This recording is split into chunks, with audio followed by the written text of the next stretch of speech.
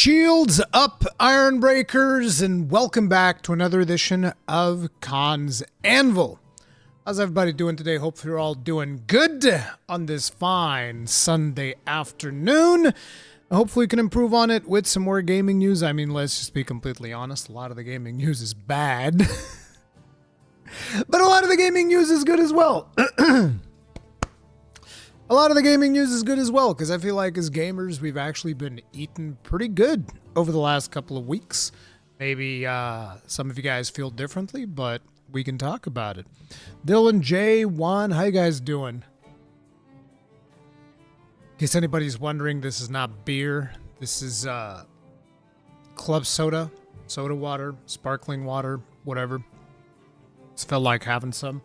Happen to have some lying around from the Kill Team days that I would get these for a friend of mine that's addicted to soda, but I don't want to contribute to his kidney stones.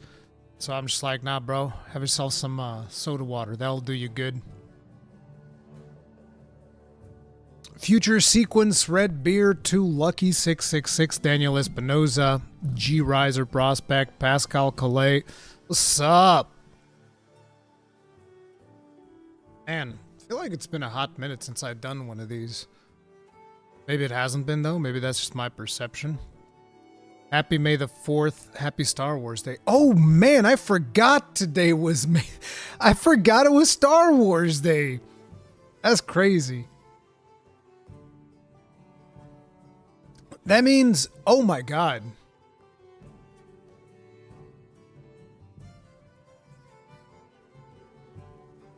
If today's Star Wars Day, that means tomorrow's my wedding anniversary.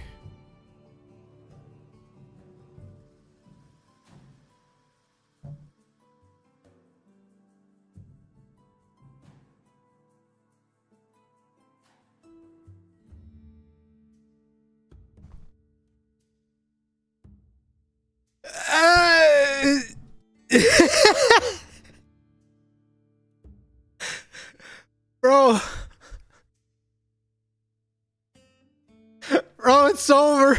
I need to edit this stream. My wife better not see this. Holy shit! Oh my God! Somebody cut the feed.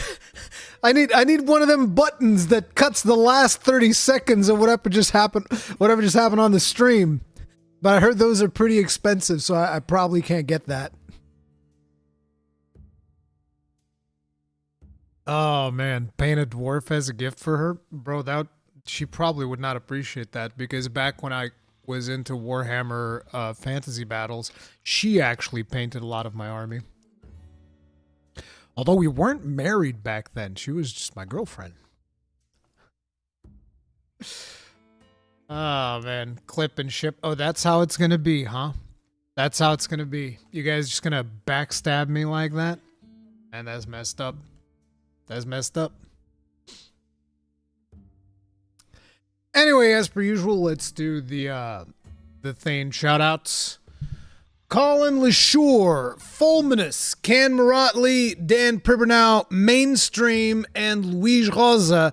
Thank you very much for being grossly incandescent as Thanes! You absolute gigachads. Tip of the hat. Appreciate support. Thank you very much. Yeah, team. How is everybody doing? How are we all feeling about Arc-Tempered Raidao? What'd you guys think about Arc-Tempered Raidao? I thought it was a pretty fun fight. It is still just the 3 stars one. I want to see what the 5 stars one looks like.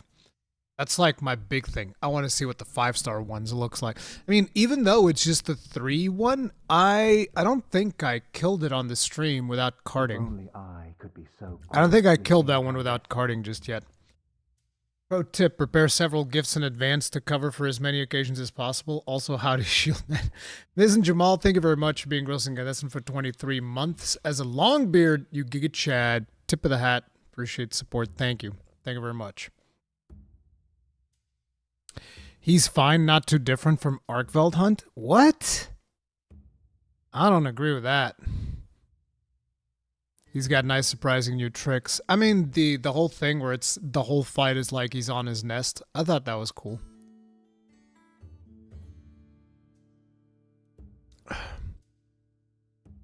Fun, but still carded by surprises sometimes. I see that as an absolute win. Personally not a fan of aftershocks. Evasiveness is not really relevant, but only changes for blocking, which feels kind of like a cheap way to keep in check because of perfect block. I mean, they would have to implement a mechanic like that for every single monster. I think that this is going to just be one of those monsters that is going to start benefiting people who have evasive mechanics versus people who do blocking mechanics.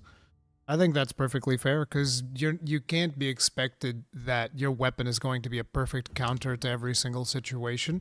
There are going to be some weapons that are going to excel more against certain monsters, and I think that's fine. I've not tried it yet. Too busy cleaning up Expedition Hon. Been on vacation? Yeah. All they did was add AoE after his attacks, and he attacks a little quicker. It's not just AoE after his attacks, it's the mechanic from where he's in his nest. And he is faster. It's a nightmare for a longsword foresight slash. Good! Looks like they're not going to change the whole moveset like Risen and Sunbreak. Risen didn't change the whole moveset. They did add new combos, but they didn't change the whole moveset. Risen is still peak. I mean, if you like the zoom super powerful moves, yeah. It depends on everybody's personal preference.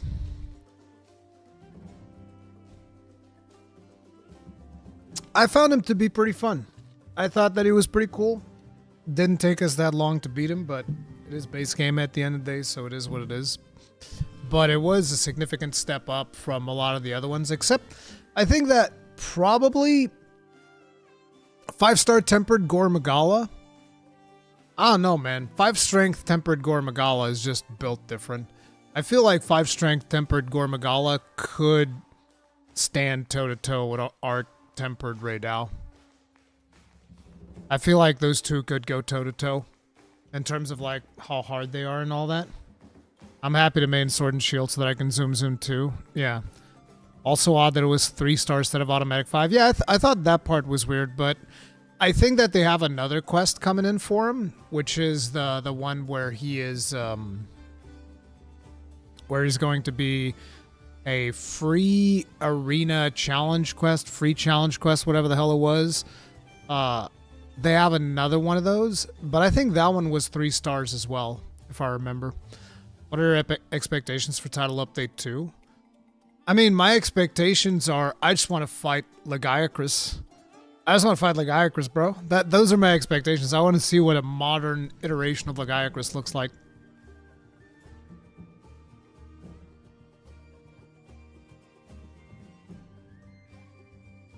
Wish they'd get this hammer buff out sooner rather than later. Didn't they buff hammer already? I thought hammer had already been buffed. Raidao is one of the first Apex monsters. I thought it is normal to be at the level of 5-star gore. Yep.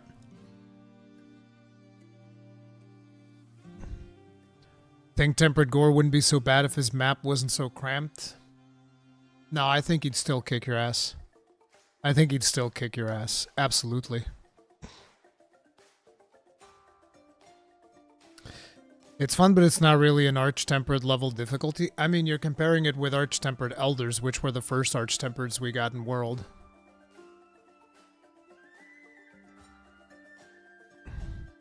Lagiacrus? Whatever. Lagiacrus will fly? Yeah.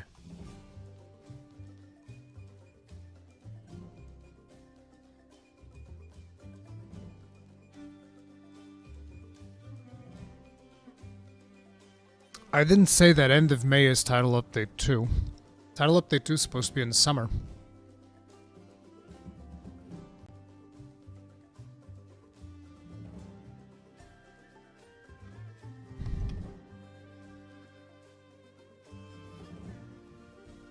think Arch-Tempered Raidao is kind of hard if you don't take stun resist.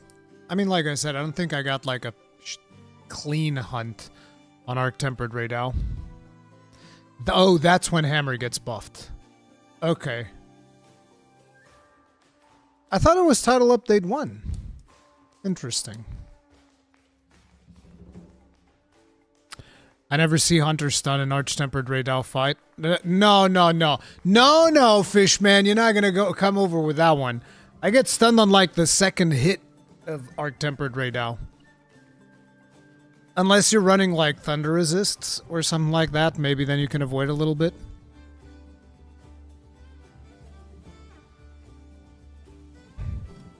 Summer can often mean the end of August.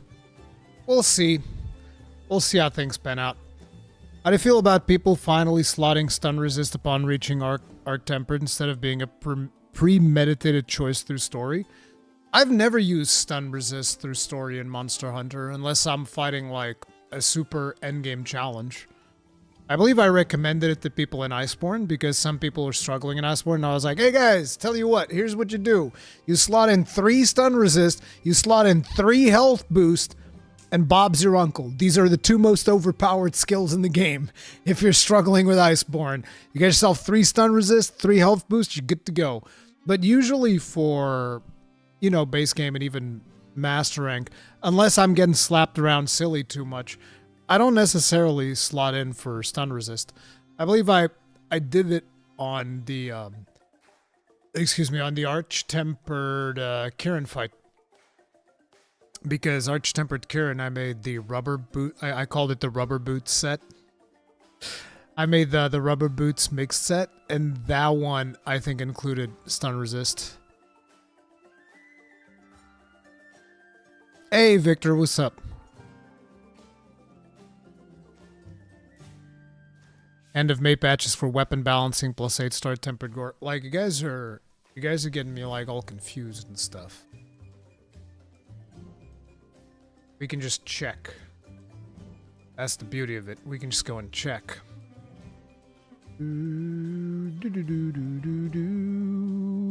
Update information.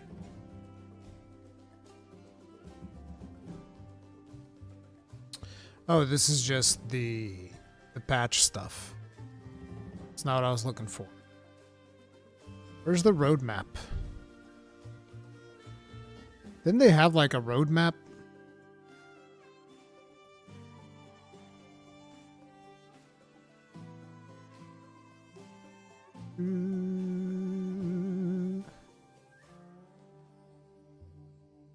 Oh, the event actually ends already.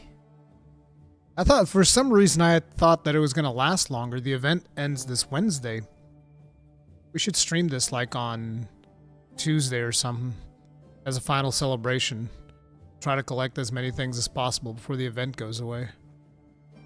Also got to do another round of bowling.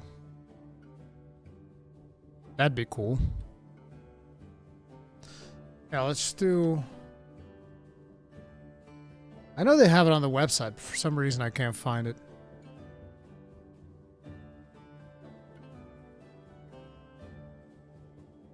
End of May update, Capcom collaboration and additional features. And then planned for summer, additional monster and seasonal event, which we already know is Lagiacrus. For summer.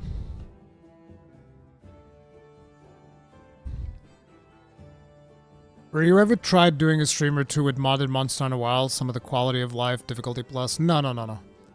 I don't like messing with mods. I want to play what is the intended experience, even though I might, you know, not use certain things and try to make things harder or whatever like we did for the base playthrough. But I don't have any plans of messing around with mods. Especially because it seems like Capcom's taking mod stuff way more seriously this time around. So yeah, I'm not touching that. I don't traditionally use mods, period. It's just not my thing.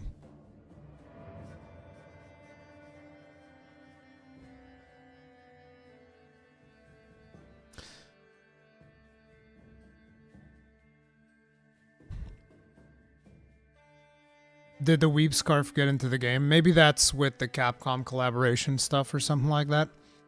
Arc Tempers made me realize how many below par players are in the multiplayer of this game. It wasn't this bad in Rise Endgame. That's because a lot of people didn't play Rise Endgame. Rise was not nearly as popular as Monster Hunter World.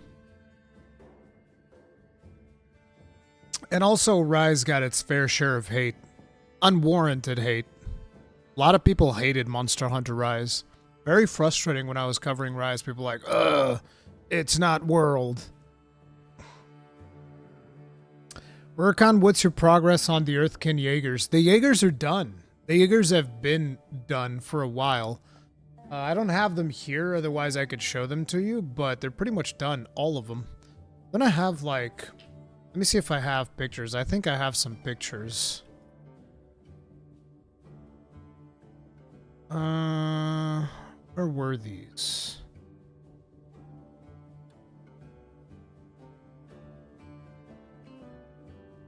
Yeah, here they are.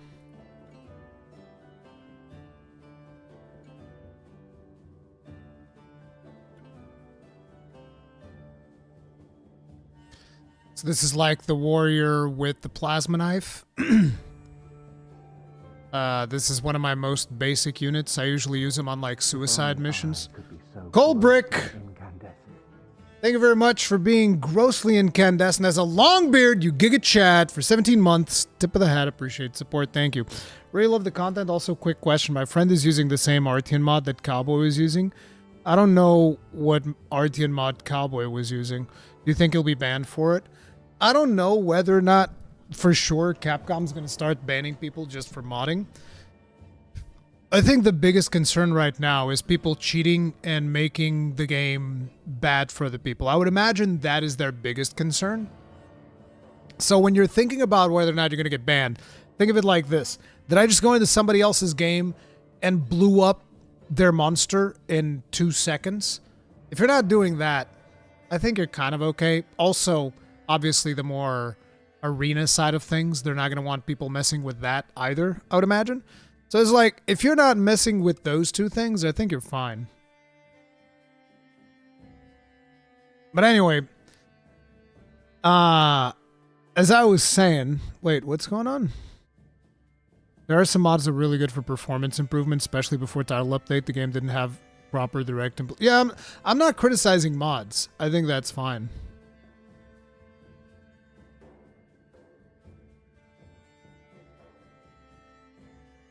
These jackets aren't orange, they're leather color, but yeah. So this is the warrior with the plasma knife and the pistol.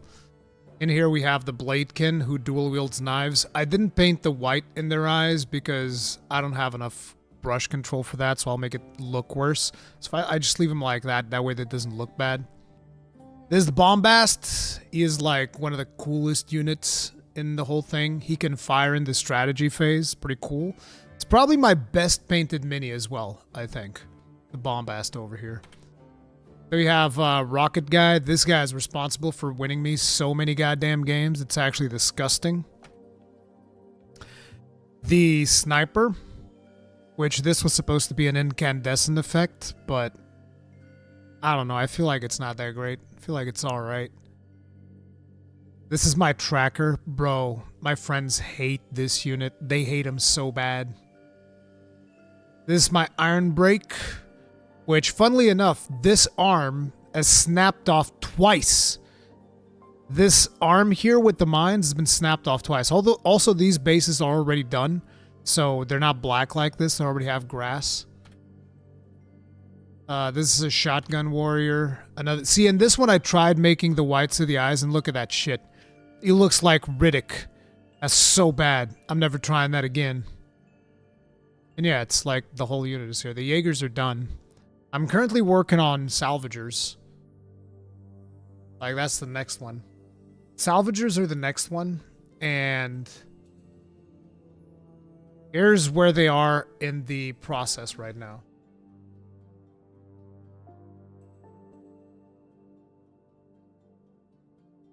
So this is Slap Chop 2.0.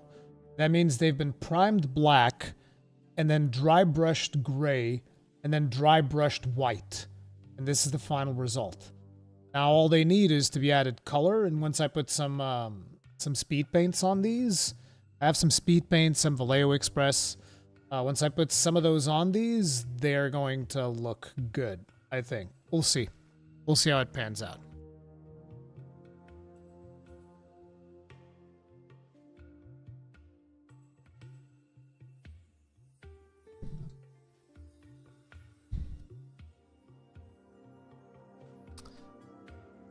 Maybe just me, but people view Monster Hunter mod as cheating is kind of weird to me.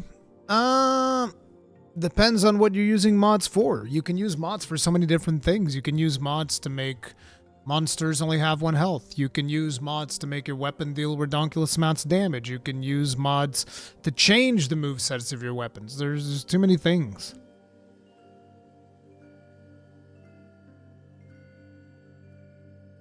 Both World and Wild's cosmetic mods and non-cosmetic mods when played with friends did not cause any bans. We'll see. Because Capcom definitely seems to be taking things a little bit too seriously. You mean both World and Rise, yeah. Capcom take action any cheating yet in Monster Hunter Wilds? I believe they have. I believe they've banned, not really banned, but like they've removed the scores of a lot of people that were cheating in arenas, but whatever. Mods fine, it's just about being courteous with players. Well, that's the thing that I said. If you want to mod your game in single player, me personally, I don't give a damn. Capcom, I don't know how they feel, but me personally, I don't give a damn. You want to mod your single player game, want to make yourself one-shot monsters, do whatever. It's your business, your game, you paid for it as far as I'm concerned. Do whatever you want. But the second you bring that shit into multiplayer, that's when I'm like, Not playing Expedition 33. There's like 4 Expedition 33 videos in the channel.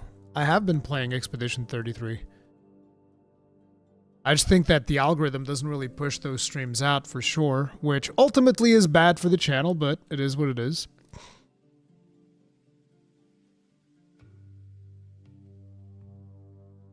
Only mod I care for is DPS meter. Like, I feel like the DPS meters is usually something that comes from World of Warcraft players. Because I definitely know that back when I was in World of Warcraft, it's all about the DPS meters, always looking at your performance, seeing how well you're doing. Hey, you, Jenny, what's up? Finally, do those Shaguma records that still have cheaters listed they missed? Maybe they haven't gotten to those yet. I don't know. Have you quit Expedition 33? Didn't I literally play it like Thursday? No, not Thursday. No, yes, Thursday. Yeah, I literally played it Thursday. I feel like a lot of people just imagine that I quit games all the time. And actually, let's talk about that. I want to talk about something real quick.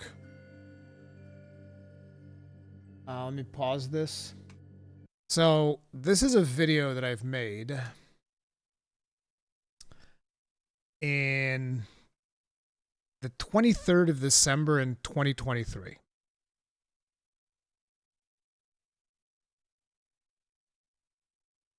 Let's just watch this. Just a little bit. There's also some stuff that happened behind the scenes that you guys are not aware of. As a matter of fact, that a lot of people in my life are not aware of. These are not like health problems or anything like that. As far as I'm aware, my health is doing okay, other than the fact that I'm still sleep deprived all the goddamn time for whatever reason. Still sleep deprived after 2 years. This never changes, by the way. But no, there were some very serious things that happened to me this year. Some seriously deep stuff that I've had to tackle with. And these are not things that I'm going to get into in detail, because it's very it's very personal, and it's just not something that I really want to have out there. I wouldn't say that these problems have been completely solved, but we shall see how they pan out. But this is just something that I wanted you guys to be aware, just in case sometimes throughout this year it might have seemed like, you know, maybe Rurikhan's a little bit different during this certain period.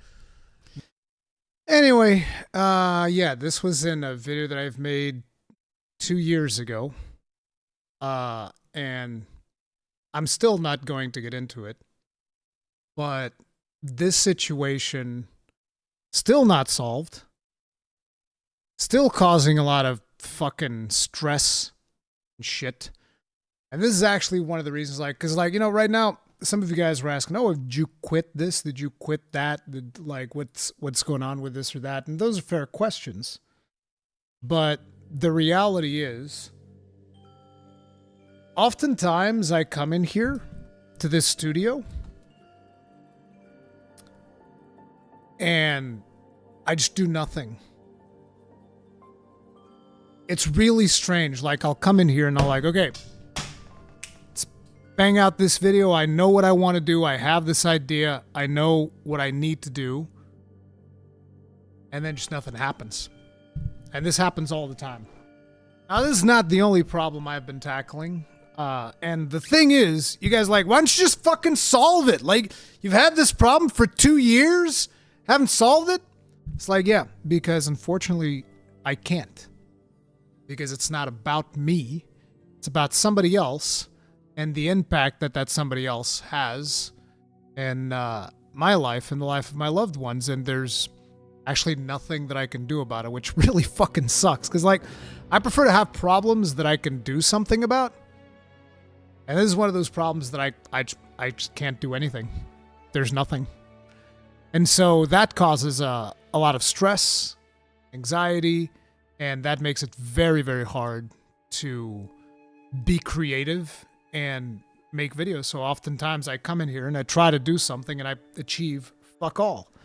And it's incredibly frustrating. But yeah, so when people ask me, well, why aren't you playing this, playing that? Yeah, because I just get in here and I can't do anything.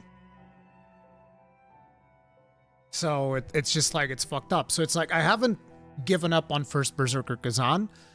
I haven't stopped playing Expedition 33. As a matter of fact, like I said, I played Expedition 33 last Thursday. It's just, I'm not able to do all of the things that I want to do.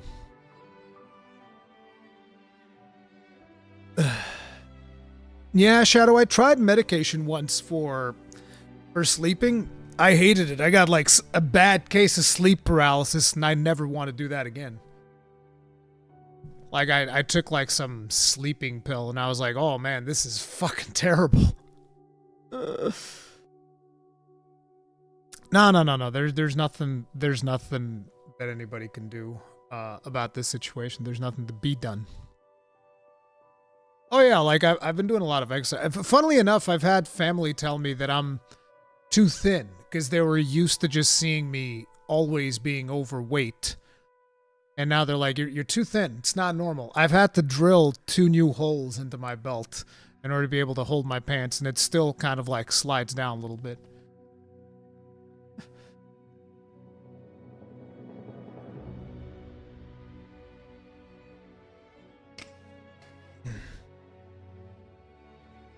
Yeah, sleep paralysis. Did not enjoy that. Did not enjoy that one bit. But yeah, so that's the reason why sometimes might seem like, oh, why hasn't Ruri made a video on this? So like, for instance, yesterday, I wanted to do a video on Night Rain. Because there's a new Night Rain trailer that we're going to be watching here today. And I just wasn't able to. Like, I tried recording that. I'm not exaggerating, by the way. Yesterday I was here, and I tried recording that video for 4 hours straight. 4 hours. I stayed in here trying to record something as simple as a reaction video. And here's the interesting part. I never even watched the video because I never even made it past the first 20 seconds of intro for 4 hours. That is crazy. You still go with Eric's workout? Yup. Still doing Eric's workout every week. Every week I do Eric's workout.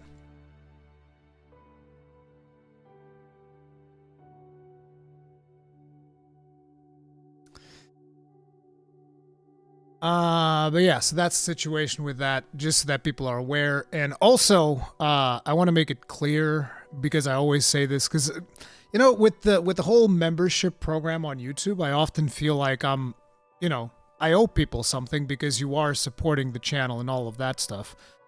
And, you know, if people feel like, you know, Rurikhan hasn't been putting out that many videos, maybe I'll let it lapse. Just let it lapse. It's fine. Okay, I'm fine financially, at least for now. I'm perfectly fine. It's not the end of the world. So it's like, I don't want people to feel obliged to support, especially because I haven't been able to put in as much effort as I'd like to. Anyway, it is what it is. Gotta start doing David Goggins workout. Holy shit, dude. No, I ain't doing that. That's some hardcore shit. No, bro. I can't do that. That's crazy. That bro's crazy, dude. I've seen some of his stuff. But, yeah. So, I want to check out this Elden Ring Night Rain overview trailer. Let me just... Boom. So, I haven't watched the video yet. So let's see what this is about. Elden Ring Night Rain overview trailer. Boom. Peggy 16.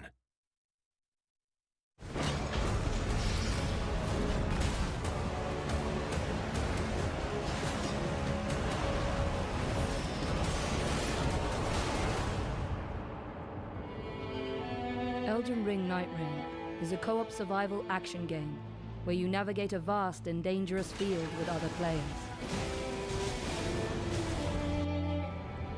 You must become one of the Nightfarers, fighting through the endless night and taking on scores of vicious foes over the span of 3 days.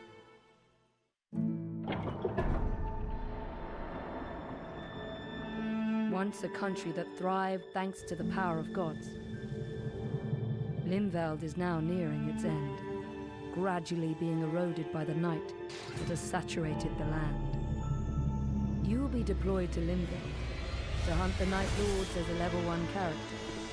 In your current state, you won't stand a chance against that type of overwhelming power. You must gain the strength to survive by moving swiftly and skillfully. It's up to you to choose your route within the limited time you have before night falls. You can choose to hunt enemies and level up. Search for treasures, weapons, and items. Infiltrate bases guarded by soldiers to gather information from hidden operational maps. Or challenge powerful enemies, wandering the land and lurking in heavily infested fortresses to obtain equally powerful rewards. Whether you choose to move together or divide and conquer, your character's skills, playstyle, and traits should guide your priorities.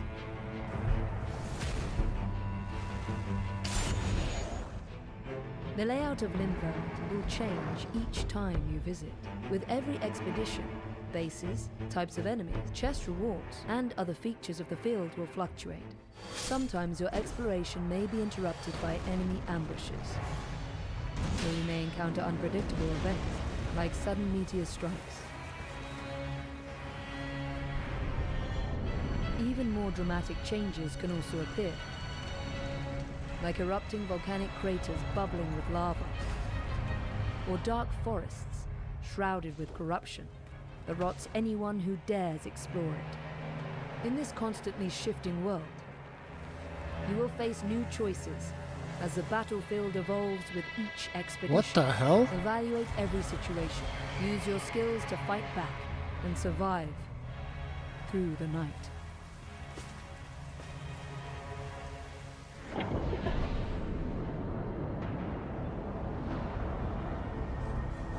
As darkness blankets Limveld, the night's tide will begin to cover the field, narrowing your range of traversal.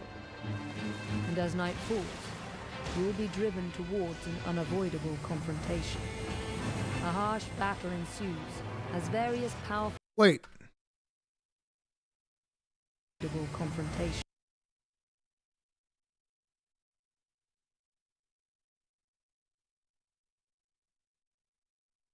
Is that a new spider? That's not the Dark Souls 2 spider, is it? Is this the Dark Souls 2 spider? A harsh battle ensues as various powerful enemies arrive. Some of your allies may fall before their mighty attacks, but this isn't the end. Critically injured allies can rejoin the fight if you attack them using your skills and weapons. You can also rescue them from afar, using tools like bows or magic. These battles are tough, but don't give up. Use all the powers. Oh, it is. Yeah, for sure. After that move, yep, it's absolutely her. Gathered in Limveld to survive and overcome.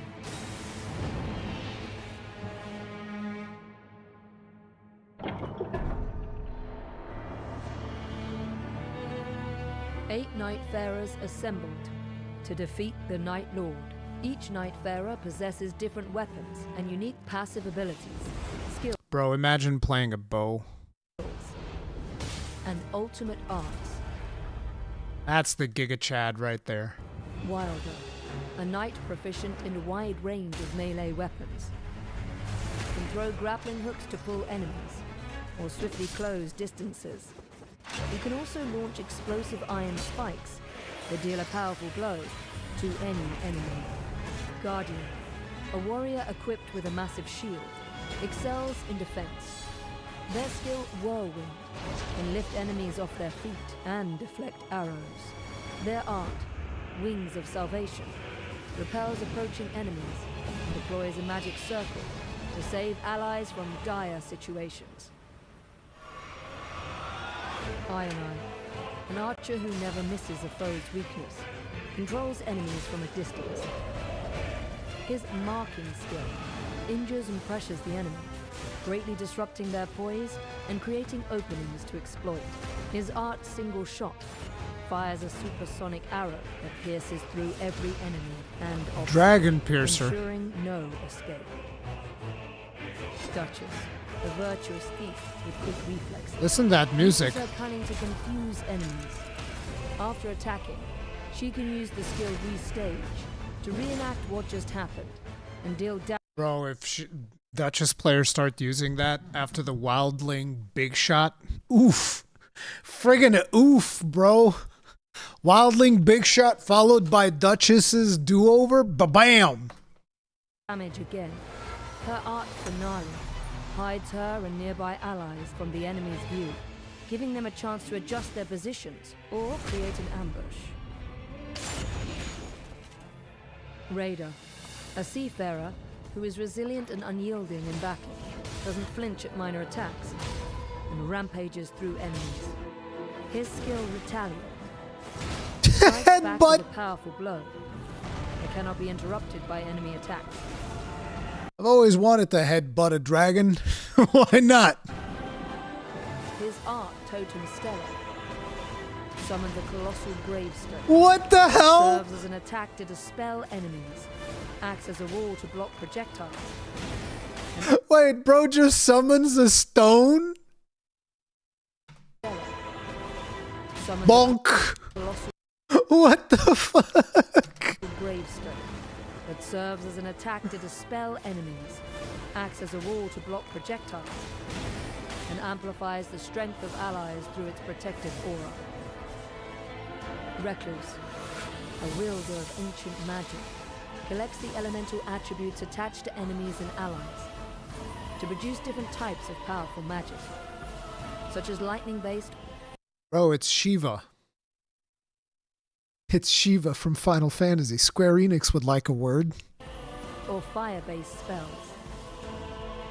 Her art, Soul Blood Song, can also brand foes with an archaic glyph of blood that allows allies to recover health and magic by attacking them. By mastering the style, skill, and ultimate arts of these Nightfarers, you may be able to survive and defeat the night.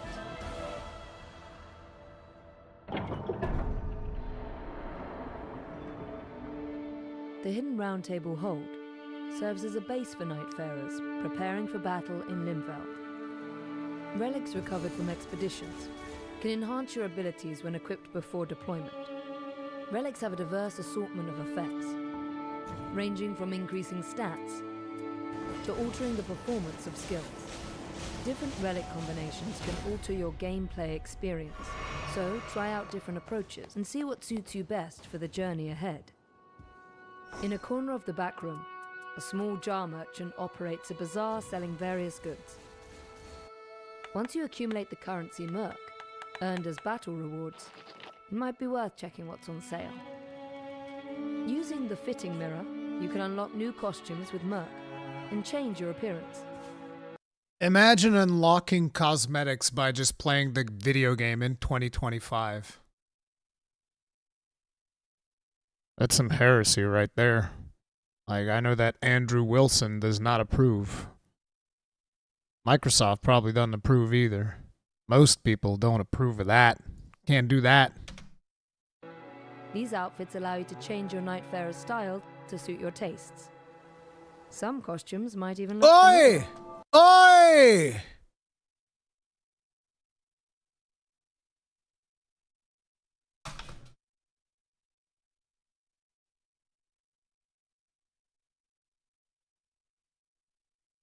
It does look familiar. I could swear I've seen one just like that. What the fuck? Oi! You can't do that. That's illegal.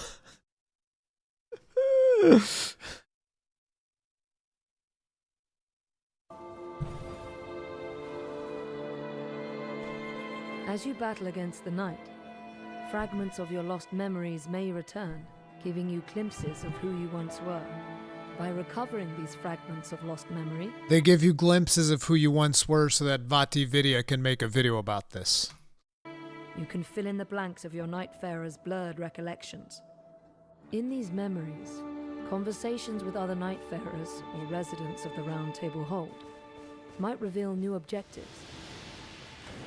Achieving these goals during adventures in Limveld will help unravel the past, revealing each night. And what? No praise this song.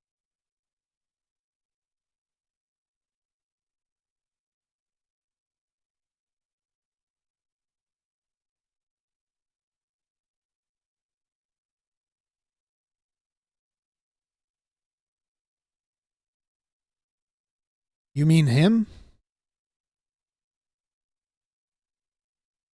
Yeah, he's here.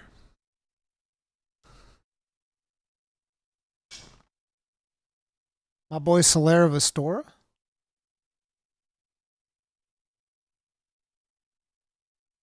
He's here.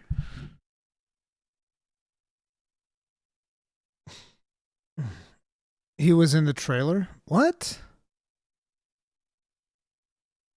Wait, what? We have to watch it again. Nightfarer's origins and purposes. See why they have come together at this Round Table Hold, and why they fight.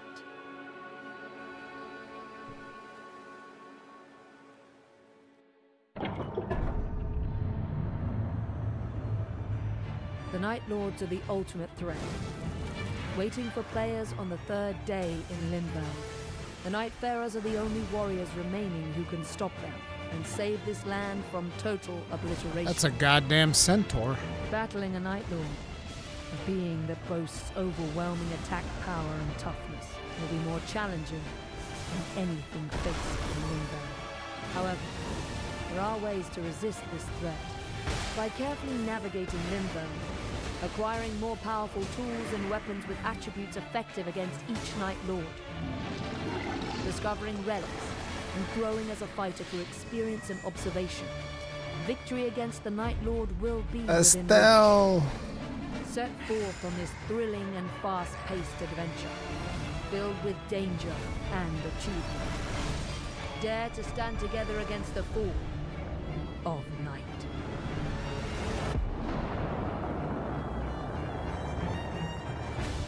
It's looking pretty good.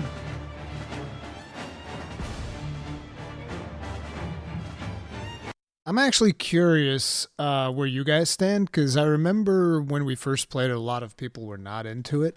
I like it.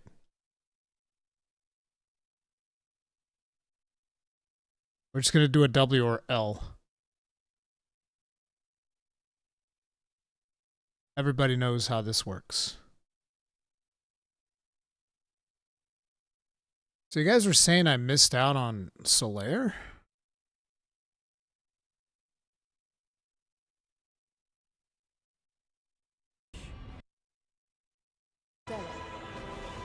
summons a colossal gravestone that serves as an attack to dispel enemies, acts as a wall Okay, here it is. to suit your tastes. Some costumes might even look familiar. Oh shit! There he is on the Birdman. Yeah, it's like I just saw the forum set and I just figured I'd pick it up. Oh my god! Because like my face was just looking this way.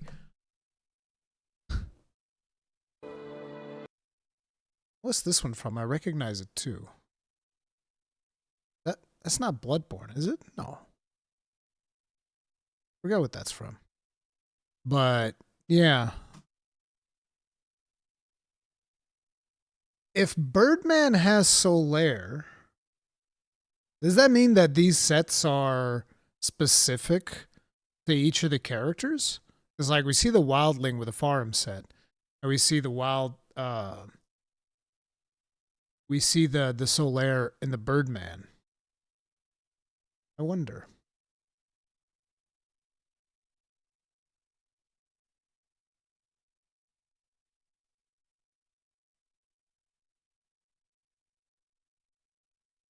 RTX Solaire. I mean, listen, we have the best Solaire, right?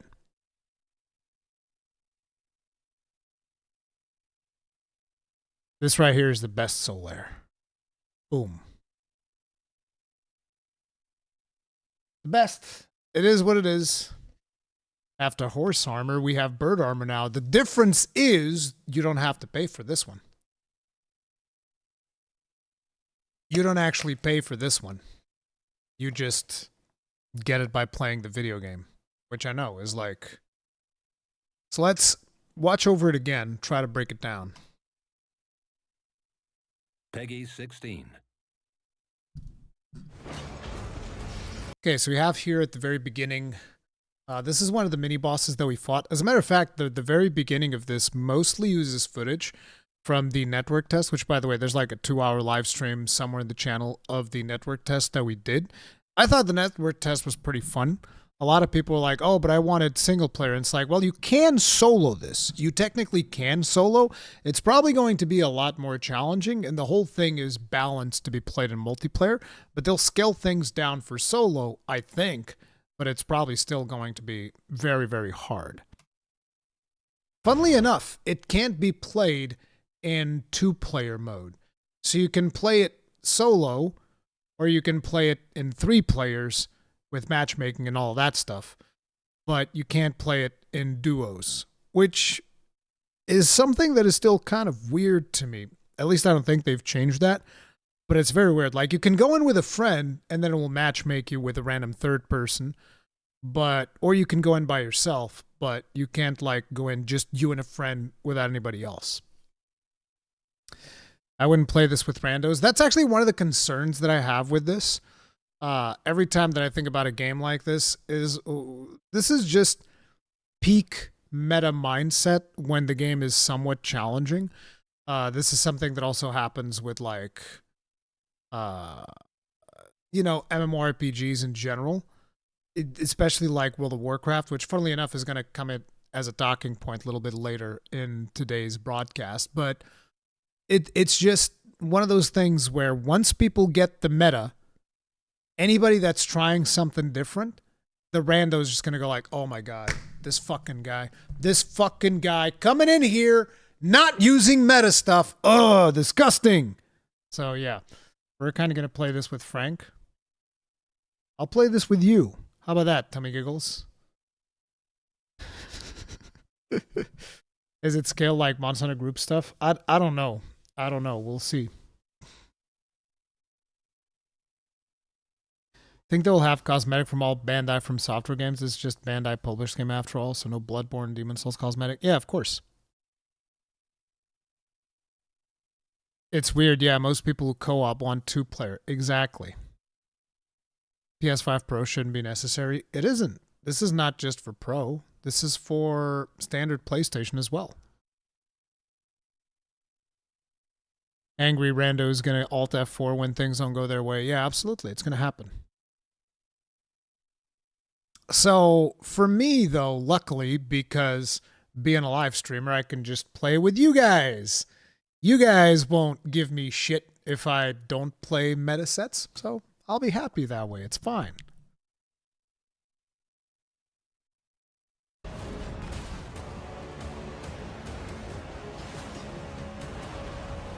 Dragonkin Knight. I don't know if we had seen that one before in trailers. Here we see good old Margit. Margit, every time he showed up during the network test, it was a beatdown. We would beat on Margit like he was nothing. Poor guy. Poor guy just got the beatdown of his lifetime. Every single time she'll be like, ha-ha, surprise! And we're like, we're not locked in here with you. You're locked in here with us. It's just like, dude, it was disgusting. Oh, man.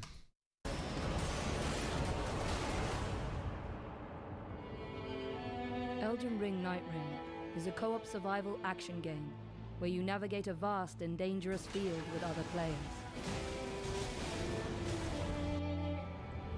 You must become one of the Night Farers. It's such a distinct pace from what you expect from Elden Ring. Like, Zoom Zoom Elden Ring is so not something most people would have expected, I feel like. Fighting through the endless night and taking on scores of vicious foes over the span of 3 days. Margit is the Chotacabra of this game. Ooh. Once a country that thrived thanks to the power of gods, Limveld is now nearing its end, gradually being eroded by... It's funny that Limveld is nearing its end, and in Duskblood's humanity is nearing its end, or something like that, and fighters from all across the different time ages and whatnot are coming together to fight for whatever the chalice thing is, or whatever. Night that has saturated the land. You will be deployed to Limville to hunt the Night Lords as a level 1 character. In your current state, you won't stand a chance against that type of overwhelming power. You must gain the strength to survive by moving swiftly and skillfully.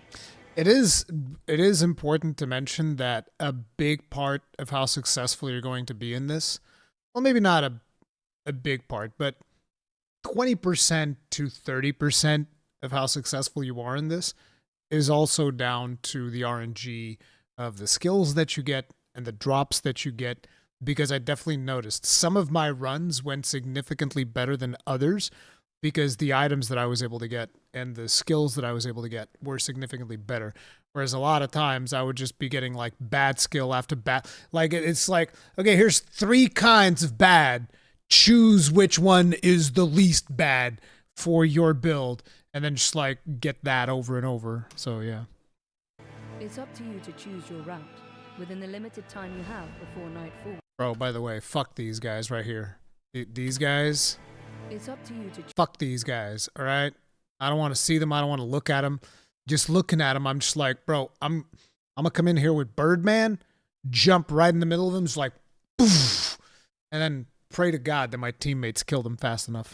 choose your route within the limited time you have before night falls. You can choose to hunt enemies and level That was a cool effect that I hadn't noticed. The fact that like this part of the church is in ruins, and then you have this part that's still completed but in spirit. Interesting little effect. You can choose to hunt enemies and level up. Search for treasures, weapons, and items. Infiltrate bases guarded by soldiers to gather information from hidden operational maps. Or challenge powerful enemies, wandering the land and lurking in heavily infested fortresses. I don't know what they mean about the operational maps. I don't remember getting those. Maybe it wasn't in the network test. Equally powerful rewards. Boom! Whether you I like the fact that the bow guy got blasted with an explosive pot. It makes me happy. It makes my heart sing. Thank you, From Software. I appreciate you. choose to move together or divide and conquer, your character's skills, playstyle, and traits should guide your priorities. I think that when it comes to the meta of this, moving about separately is going to be the best for people that know what they're doing, and moving closely together is going to be more for newcomers and stuff like that. So that means I'm gonna be sticking together with my group. Screw that. Have you ever played Risk of Rain? No, I haven't played Risk of Rain. Snowman with bubble pipe. No. The layout of Limbo will change. Look at the size of that rune bear. It's a big boy. That's the type of rune bear that goes up to you and goes like, "You got a pretty mouth." Each time you visit, with every expedition, bases, types of enemies, chest rewards, and other features of the field will fluctuate. Sometimes your exploration may be interrupted by enemy ambushes. Or you may encounter unpredictable... I'm very curious to see how things are going to pan out in terms of just how different the map experience is going to be. Or if it's going to be a couple of, a couple of changes that you're going to be very quick to be able to identify. I want to see how long they can keep things fresh. It'll be interesting. Like sudden meteor strikes. Do you think From Software might actually finally figure out how to collect players online together easily?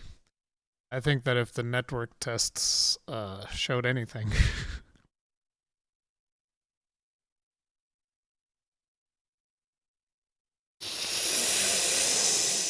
It's gonna be rough. It's gonna be rough. It'll probably be a rough first couple of weeks. I think that at least the first 2 weeks are going to be very, very rough. Even more dramatic changes can also appear, like erupting volcanic craters bubbling with lava, or dark forests shrouded with corruption. Are they going to put these dark forests in the middle of Limgrave, or are we actually going to go to these areas of the Elden Ring map? That's the thing that I'm curious about. Anyone who dares explore it. In this constantly shifting world, you will face new choices as the battlefield evolves with each... Also, what the hell is this? This is like almost looks like some Ronnie shenanigans. Ronnie's like, I'm gonna fuck this world up. Just watch me. Look at this crumpled up Mickey Mouse. Look at that. Like, you see the ears? I made a funny Mickey Mouse and then I ripped his ears off. How about that? It's like, Ronnie, why are you so messed up? Stop. With every situation, use your skills to fight back and survive through the night.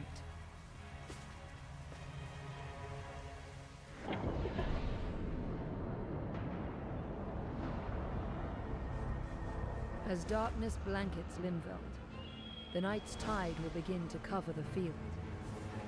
I remember in one of the runs that we did, I had so much life regen that I could just stay in the rain for the longest of times and it wouldn't do anything to me. But I think that the damage of it started escalating after a while. Range of traversal. And as night falls, I hadn't seen the Dark Souls 2 spider in the promotional material yet, but I haven't kept too much with it beyond the network test. you will be driven towards an unavoidable confrontation. A harsh battle ensues as various powerful enemies arrive. Some of your allies may fall before their mighty attacks, but this isn't the end. Critically injured allies can rejoin the fight if you attack them using your skills and weapons. You can also rescue them from afar, using tools like bows or magic. These battles are tough, but don't give up. Use all the powers you have gathered in Centipede, I remember. to survive and We even fought Centipede in the network test.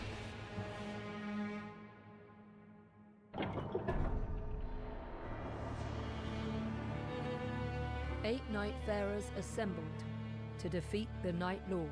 Each Nightfarer possesses... I think I'm mostly going to be Birdman and Raider. And Wildling whenever I'm feeling spicy, because I want the big explosions. But usually Birdman and Raider. Those seem like the two that are more up my alley. different weapons and unique passive abilities, skills, and ultimate arts. Wilder, a knight proficient in a wide range of melee weapons. Can throw grappling hooks to pull enemies, or swiftly close distances. You can also launch explosive iron spikes to deal a powerful blow to any. Will this play like a traditional Souls game? Absolutely not. This is going to be very different. This is going to be much faster than pretty much almost any Souls game you've played, unless, with the exception of maybe Sekiro, because Sekiro goes pretty fast as well. But not only that, it's going to be mostly multiplayer, so if you play Souls games solo, this is going to feel very different. Even if you're playing it solo, you're going to feel rushed all the time. Luis Rosa, thank you very much for the souls. Tip of the hat, appreciate the support. Thank you. Thank you so much, dude. Appreciate that. Locking map behind DLC is a dumb move. What? No, they won't do that. Do you think DLC will add a new map? It's $15 USD. What DLC? What? What are we talking about? I'm pretty sure they won't charge you for maps. That doesn't make a whole lot of sense to me. But yeah, thank you very much, Louise. I appreciate it. Enemy. Guardian. A warrior equipped with a massive shield. Excels in defense. Their skill, Whirlwind, can lift enemies off their feet and deflect arrows. Their art, Wings of Salvation, repels approaching enemies and deploys a magic circle to save allies from dire situations. Eye, an archer who never misses a foe's weakness, controls enemies from a distance. His marking skill injures and pressures the enemy, greatly disrupting their poise and creating openings to exploit. His art, Single Shot, fires a supersonic arrow that pierces through every enemy and obstacle. Good old Dragon ensuring Piercer. No escape. Duchess, a virtuous thief with quick reflexes, uses her cunning to confuse enemies. After attacking, she can use the skill Restage to reenact what just happened and deal damage again. Her art, Finale, hides her and nearby allies from the enemy's view, giving them a chance to adjust their positions or create an ambush. Raider, a Hey, look at seafarer this. who is resilient and unyielding in battle. What a Doesn't Chad. flinch at minor attacks and rampages through enemies. His skill, Retaliate, strikes back with a powerful blow. It cannot be interrupted by enemy attacks. Wait, is that Horalu? He's probably from the same tribes as Horalu, at least. Yielding in battle, doesn't flinch at minor attacks, and rampages through enemies. His skill, Retaliate, strikes back with a powerful blow. It cannot be interrupted by enemy attacks. His art, Totem Stellar, summons a This is like the best skill ever. colossal What's your specialty? I make rock. Big rock. Then I jump from rock and I come crashing down. Beautiful. gravestone that serves as an attack to It disturb just makes a massive fucking stone block. What a Chad, bro. enemies, acts as a wall to block projectiles, Bonk. and amplifies Then it does a the strength of plunging. allies through its protective aura. Recluse, a wielder of ancient magic, collects the elemental attributes attached to enemies and allies to produce different types of powerful magic, such as lightning-based or fire-based spells. Her art, Soul Blood Song, can also brand foes with an archaic glyph of blood that allows allies to recover health and magic by attacking them. By mastering the style, skill, and ultimate arts of these Nightfarers, you may be able to survive and defeat the night.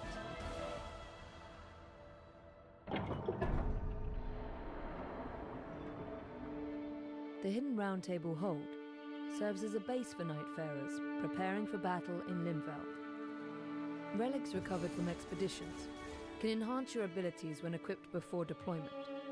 Relics have a diverse assortment of effects, ranging from increasing stats to altering the performance of skills. Different relic combinations can alter your gameplay experience, so try out different approaches and see what suits you best for the journey ahead. In a corner of the back room, a small jar merchant operates a bazaar. Wait, let me see this. In a corner. Enables new relic right. It's a relic right.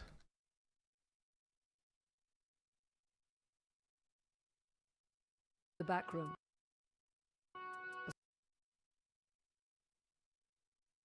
It changes based on the color of those Small things. jar merchant operates a bazaar selling various goods. Oh, it gives you a bunch of like relics. Accumulate the currency Merc, earned as battle rewards. It might be worth checking what's on sale. Using the fitting mirror, you can unlock new costumes with Merc and change your appearance. These outfits allow you to change your Nightfarer's style to suit your tastes. The Farum set, pretty Some badass. costumes might even look familiar. But Solaire Birdman. Solaire Birdman. Yes, I'm meaning Birdman. It is what it is. As you battle against the night, fragments of your lost memories may return, giving you glimpses of who you once were. By recovering these fragments of lost memory, you can fill in the blanks of your Nightfarer's blurred recollections. In these memories, conversations with other Nightfarers or residents of the Round Table Hold might reveal new objectives. Achieving these goals during adventures in Limveld will help unravel the past, revealing each Nightfarer's origins and purposes. See why they have come together at this Round Table Hold, and why they fight.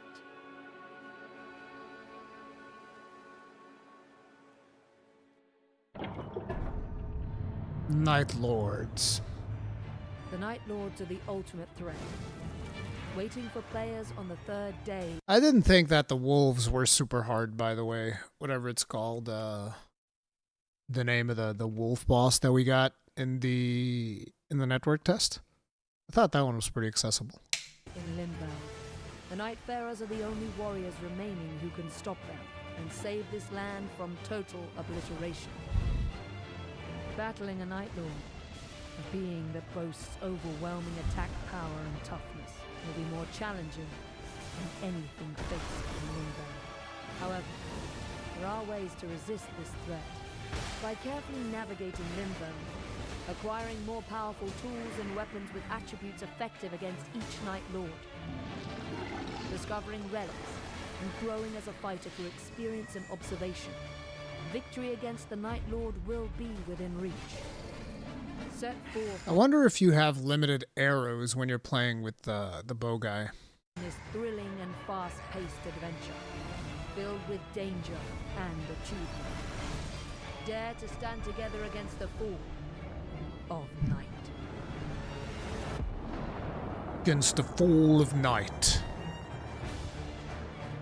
That's looking pretty good. I'm curious to check it out when the time comes. I pulled you guys on it, and I don't know if public perception has shifted, because I remember a lot of people were not big fans of Elden Ring Night Rain when it was initially announced because of its multiplayer nature. But over here, we got 70% W towards 30% L. It seems like people are more on board with it nowadays. I still see a lot of hate for Duskbloods, though, so we'll see how that works out. But yeah, it's looking pretty good. I think it's looking pretty good. Mage has infinite spells, so I'd assume the Archer would be unlimited as well. We'll see.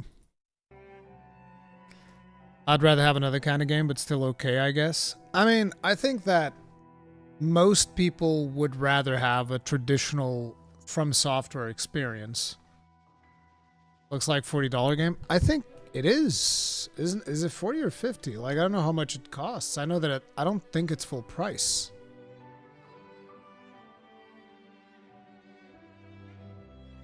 Yeah, it actually is $40. It straight up is $40.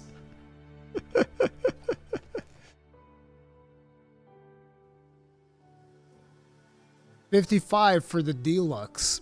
What do you get for the deluxe edition?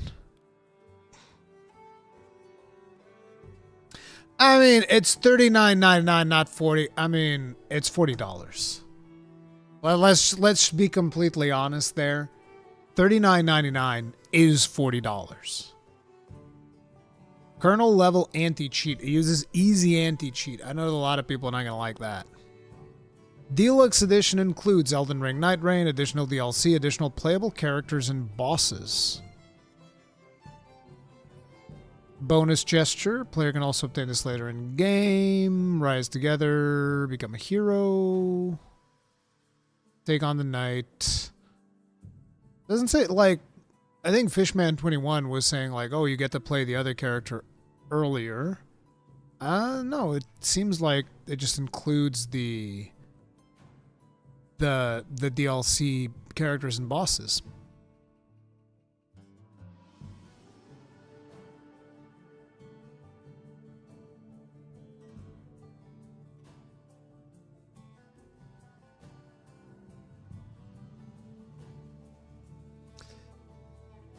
I don't know. I want to play it. I'm going to play it when it comes out, so we'll see how it pans out. Can't wait to grind for outfits. It looks sick. Yep. This looks like fun game to play before real main game. Yeah, but there's going to be 2 of them before the next From Software game, I would imagine.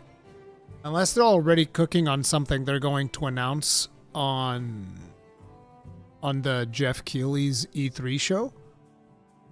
Unless they're working on something that'll be announced there. I would imagine we get Night Rain, then we get Duskbloods, and only after that we get whatever comes next from Software. And I'm super curious to see what that is.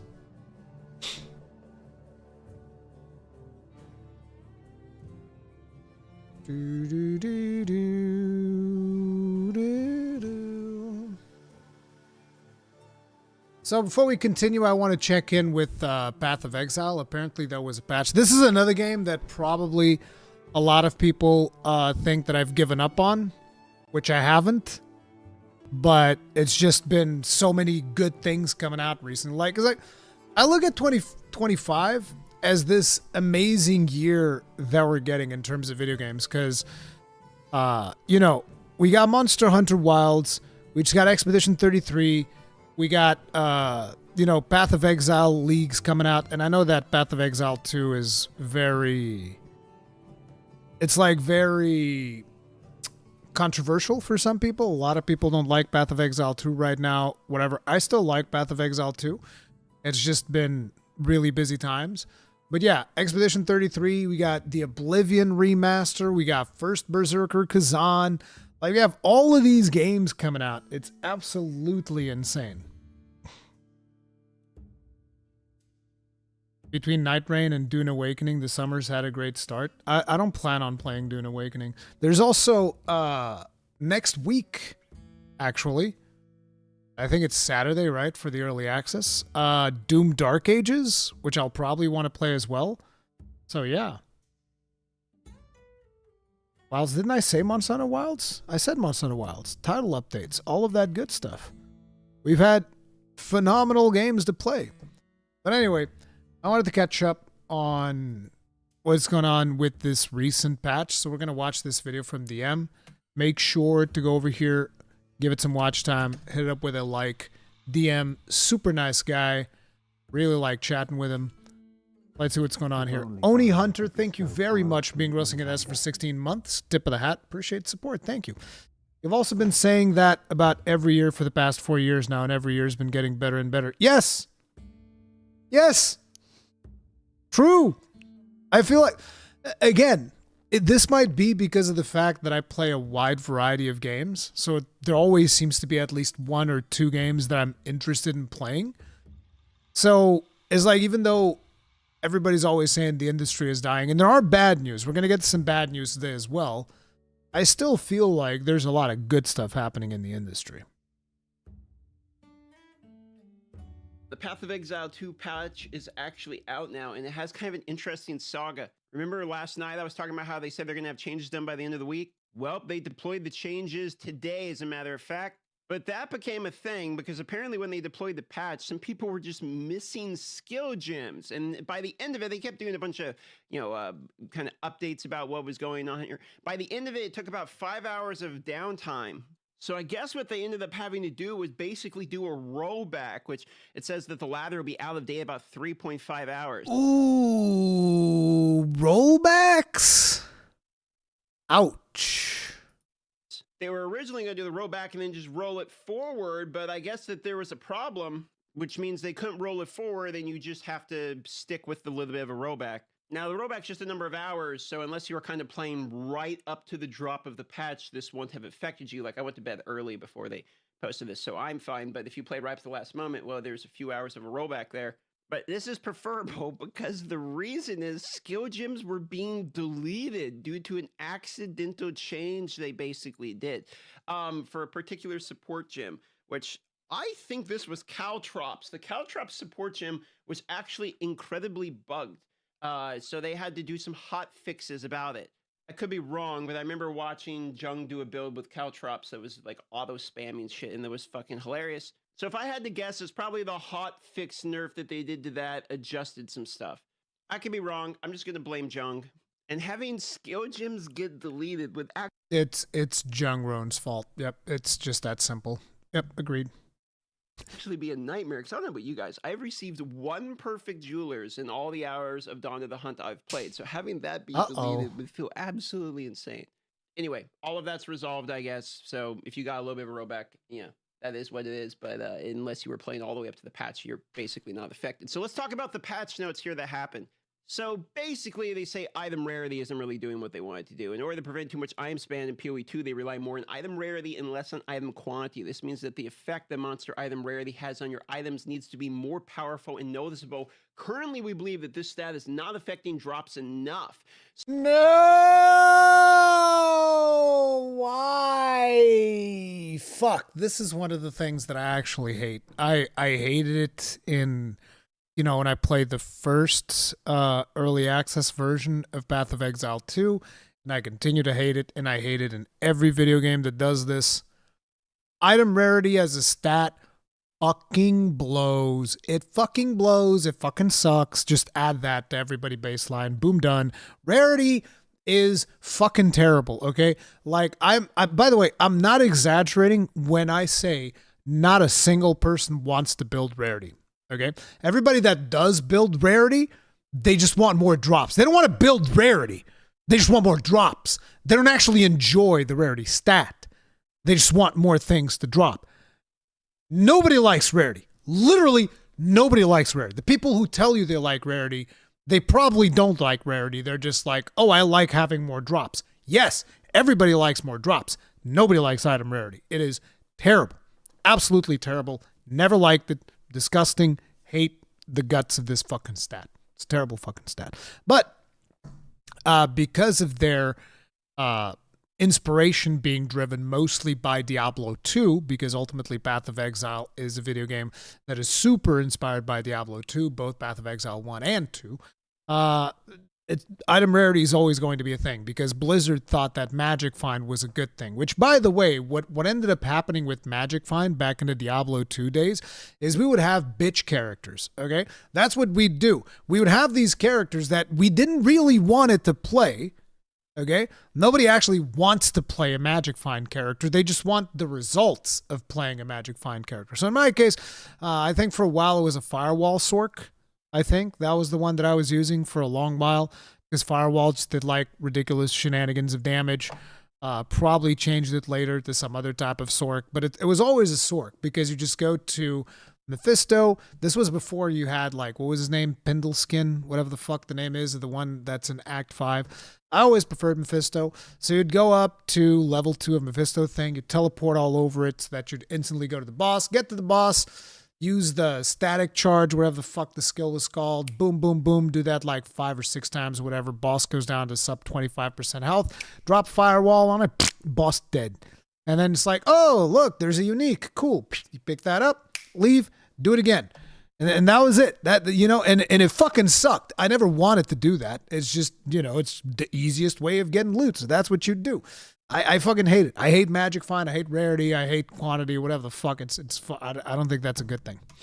So they use the example here of the Wisp. The Wisp is supposed to give, when it possesses a monster, plus 2 drops, 300% item rarity, which seems wild because you would think 300% more item rarity is insane, and there's a lot. This is a good thing, though, the item rarity on monsters. Is that what they were talking about? Oh, monster item quantity? Is it monster? Monster item rarity. Okay, never mind. I've just been going on this tirade about item rarity, and it's stupid because they're talking about the stats built into the monsters. I don't like the one that's built into the gear. But you don't really notice it. The rarity is further increased by each monster that the Wisp affects as you're chasing it. This should, in theory, result in noticeably better item drops, but in practice just doesn't feel meaningful enough. Like, it doesn't feel good at all. I never got anything from the Wisps, in my opinion. So they go, this is just one example. The problem affects the drops game-wide from all monsters and chests. So they're making very significant changes to the way the item rarity affects the items you get. And here's some of the highlights. So we're going to go through some of these here. We modified the rarity value at which normal items no longer drop. This means the unique bosses will never drop normal items except for a select few early in the game. We have halved the amount of rare go drops. This means if you roll rare items, you'll get more rare equipment or rare currency being the primary, like, important one here. That means like Exalts, Chaos, Regos, for instance, instead of gold.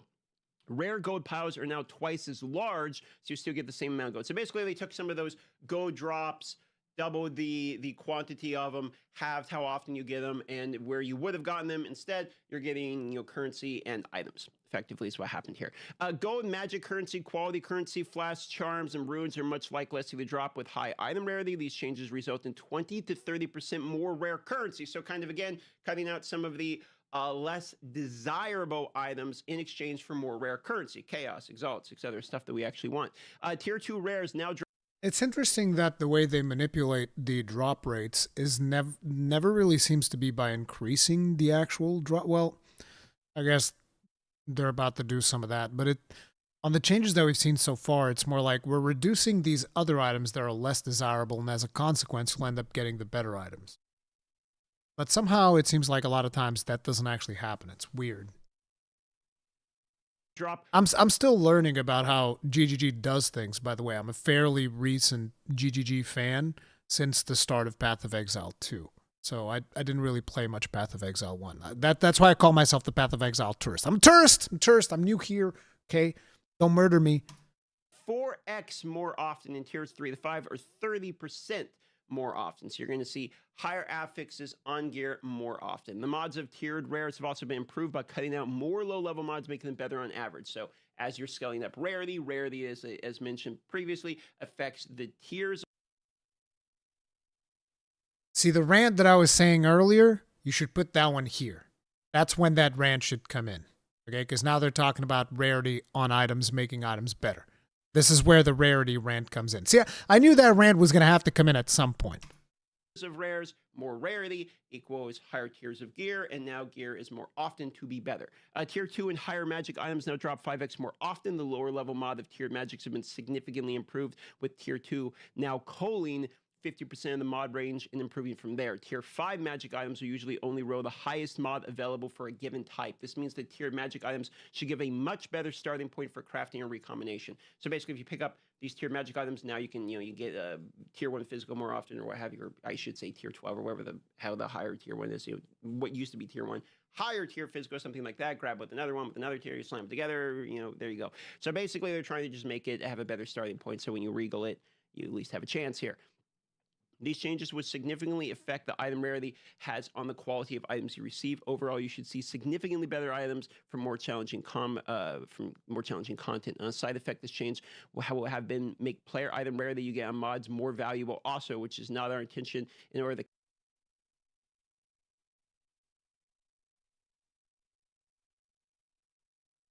So they're nerfing rarity. Oh no. I can no. I can already tell there's going to be a subset of the community that's going to be like, you nerfed rarity. Fuck. counter that, we've reduced the effect that these mods have. So they're balancing around that a little bit as well, because these are huge changes, so they're having to cut back a little bit on the rarity we have. But the baseline should be up without rarity. So if you're running like 10% rarity or something like that, you're not getting many drops. This kind of brings the baseline level of loot up and brings the top line level still up, but rarity isn't as necessary, I suppose, would be the result of this. We've also lowered the map item rarity mods on maps as well, as these are having too large of effect after these changes. The overall effect of these mods would still be similar to before, but the displayed number is lower. So again, balancing around kind of the new baseline of rarity we have here. So unique boss drop protection. Basically what happens here is you're guaranteed to get a yellow item from this boss. So the following change: except for unique boss at start of Act 1, all unique bosses will always drop a rare item. In the campaign, you are only guaranteed rare item the first time you kill a boss, and maps you'll always get it. So anytime you kill a boss, you'll always get a rare item now. Not a very big change, but at least will be nice for campaign. Basically is what's going on there. Okay, wisps. These are the ones that, the wisp mechanic for me has just been a big miss. It's just not enjoyable. So I would like to see massive changes here. Wisps now feel much better from these changes alone, but also made these changes. Rare monsters possessed by wisps now always drop a rare item. Fixed a bug where the wisp in the Grailwood didn't have its item rarity or quantity stats. It's probably a portion of the reason the very first one you see just felt like garbage, because when you did the first one, it literally didn't have the bonuses. So that explains that at least. Rare and magic chests. This one is interesting. So I'm not going to read all of these, but basically what happened, these are pretty significant changes. They basically made the chests much more impactful, but there's less of them. Okay, and some of these numbers here, like 50% more item and item rarity, 50%, 100% more in in-game, making them very powerful. So 100% more item rarity and quantity, etc. These are pretty significant buffs to that as well. You're just not going to see the chests as often, but they are better when you do see them. So now when you see them, I want to open them up. Strong boxes. So strong boxes have feel better in terms of density and do actually feel better in terms of loot, but they're still lacking a bit. So as they say, as a baseline, have been increased to be equivalent to the new balance for rare chests. So you've increased item quantity and rarity, guaranteeing a rare item, as well as getting a further plus 50 more item quantity and rarity, and 100% in-game as a baseline. Researcher Strongbox will now have a much higher chance to drop rare currency instead of magic currency. So when you do like a yellow Researcher's box and you're hoping to get like an explosion of exiles, but you just get a bunch of transmutes and augments, that's sort of what they're addressing here. They're trying to make this be like rarer currency, right? Exiles, chaos, what have you. Reduce the variance in the number of items Strongbox drop. They should consistently drop better items, basically, is what's going on here. And they had to do some rebalancing as well around the new baseline, is what this line here says, because they say the mods that allow for further increase in item rarity, these mods were adjusted down for the same reason as the map item rarity. They're having too much of an effect relative to the mods after the change of the item rarity. More generally, they have the same effect as before, but show a lower value. So, basically the amount that it's increasing remains the same, but the baseline is brought up. So they're trying to rebalance around that as well. So we'll see how that's affected. Now, this one's interesting. These are the trials. So they're buffing bronze chests to, again, rare items. They're kind of trying to guarantee rare items basically everywhere in the game. And then silver and gold chests have increased items. The Sekima trial chests were absolutely terrible. I'd usually only use those to get, those gems that you put in your skill tree. I forget what those are called. But you guys know the ones. Those are the ones that I would always go for when it came to Trial of Sekimas. That's really the only thing that I cared about. Everything else was pretty much worthless. I don't think I've ever gotten a single good thing from Trial of Sekimas. Quantity and rarity by value significantly is the word they say, higher than before. Arcanist chests have the same improvements as the Researcher's box, so you have a much higher chance for rare currency, because I don't know about you guys, but I never hit these. I just avoid these on purpose because they don't seem to ever drop anything. Currency and jewels are much more common now, so more jewels, more currency. Chance of getting silver and gold keys as room rewards instead of bronze keys has been significantly increased. So you should have more currency, more jewels, more chests to open, and more keys to open them with. is effectively the change to Sekima there. Now, moving the Trial of Chaos, so they have removed corrupted items are no longer valuable in the in-game. So they said as you continue to increase the level you play the Trial of Chaos, corrupted rares are phased out from the rewards, and rare currency stacks are phased in. So currency stacks, so multiple rare currencies instead of these useless corrupted rares that we used to be getting. Items that drop from monsters in Trial no longer have a chance to be corrupted, so you're not getting these, again, garbage, unmodifiable, corrupted items. This is probably something that wouldn't have been as big an expedition issue if you could, like, improvements. socket their quality and all that corrupted stuff, but the point is corrupted is you can't modify it after. So because of that, these items were basically worthless that came out of there because they're not fully affixed, they're not socketed, etc., not quality and all that, so they had to remove that. Now, Expedition here.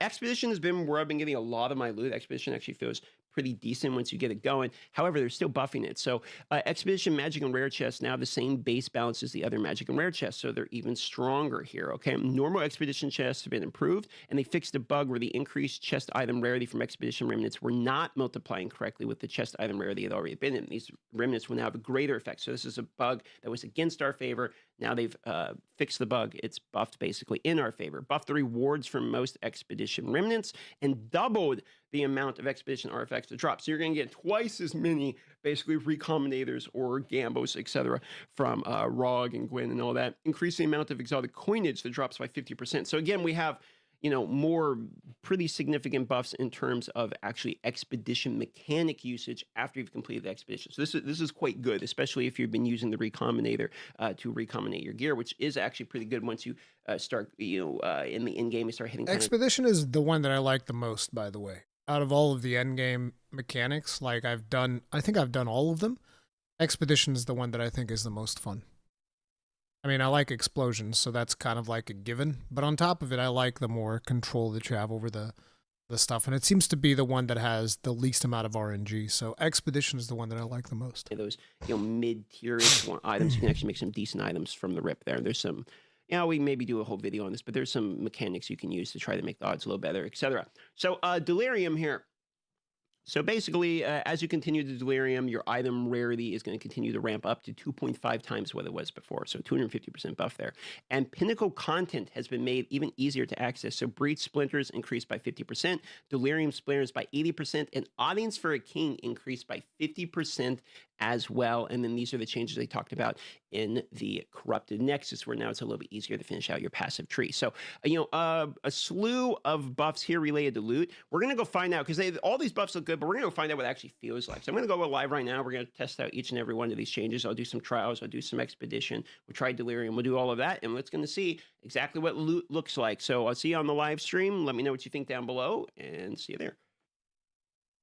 So make sure to come let's over hear that. here and give DM a like. I love his content. He does real good work. So you guys definitely do that. But I'm actually curious, like, how are you guys feeling about this, these changes? Have you guys been playing this at all? Because I just haven't had time. I want to do some more painting. That's been the thing that I'm like super addicted to whenever I'm not live streaming or working or spending time with family. This is what I like doing. So I want to get through my salvagers, and then I want to do my Volcus terrain. Then once I'm done with Volcus terrain, I think I'll be done painting for a while. But that's still going to take a hot minute.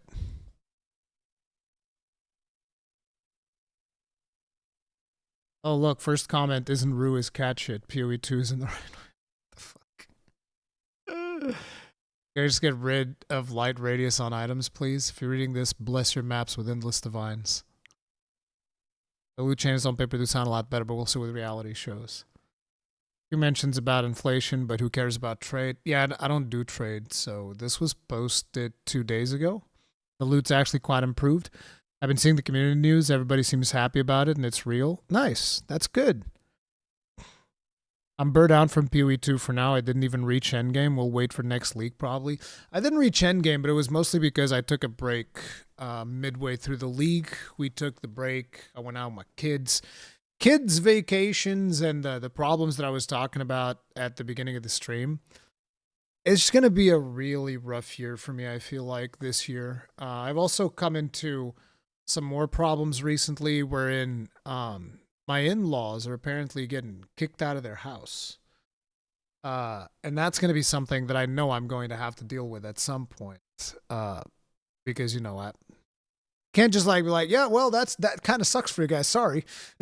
Like, you know, I'm going to have to see if I can figure out a solution, especially because the in-laws, they're not like the kind of in-laws that you don't want to hang out with. My in-laws are actually pretty cool, and they help out with the kids a fuckload. So yeah, I want to help them out as well, obviously. So yeah, that's a lot of shit that I'm going to have to be dealing with this year. We'll see how all of that stuff pans out. But it's something that I want to get back to. I do want to get back to PoE 2. I think that probably the next thing that I'm going to start tackling next week is going to be just go back to Kazan, bang that out, and then maybe get back to Expedition 33 or something. Or I don't know, maybe we'll interrupt Expedition 33, do Doom Dark Ages, because I also want to check that out. We'll see. We'll see how that pans out. I'm waiting for Sword Class in PoE 2. I'm thinking the next time I jump into PoE, I'm probably just going to go Merc. I'm just going to go full-time Merc. Like, no matter what they add, I'm just going to play Merc all the time. All the time. I'm going to be the Merc guy. All I do is play Merc. Different flavors of Merc, but Merc. Merc. But we'll see. We'll see how all that pans out. But I'm happy to see that some people apparently are enjoying it more because, man, the start of this league was friggin' rough. Like, people were not happy. People were not happy at all. So, Longbeard shoutouts. Golfulf J, Sergio Alf 2, Fidel Varela, Curtis Brooks, C. Manta, Saphirion, James Cheek 7507, Astron RH, Angie, Chris Marks, Victor Andre Angel, Dicey Danny, Asdrel, Dr. Eisenhower, Sephrath, Alan Miller, Shami Power Totenheim, Drakmoth, Sangetsu, Waroi Soulmane, Star Kitsune, Mr. Wipeout, Eugenian, Quisitor Reed, Jojo Mojo 1512, Sierra 51, The Bug Shaker, Eddie Eero, D. Luffy, Killer X316, Chief Hellhunter, Hidden Aussie, Draxus K, Drakmoth, El Renato, Slam Iron, J. Walco 4, Inazuma, Senior Bacon, Sam Castellan, Devin Widener, Sherlock Para, Figster, Cold Brick, Red Pigbank, Rambo the Nerd, Pegay 83, Mizzen Jamal, Angry Scott's Dead 23, LXSSS, Robert 396, Shelby Necko. Thank you very much for being grossly incandescent. As Longbeards, you Giga Chads, tip of the hat. Appreciate the support. Thank you. Thank you very much. Were you getting murked? Oh yes, absolutely. I'm like, Mercenary's my favorite character. I think that character is actually friggin' legit cool. I think they've done a fantastic job with that.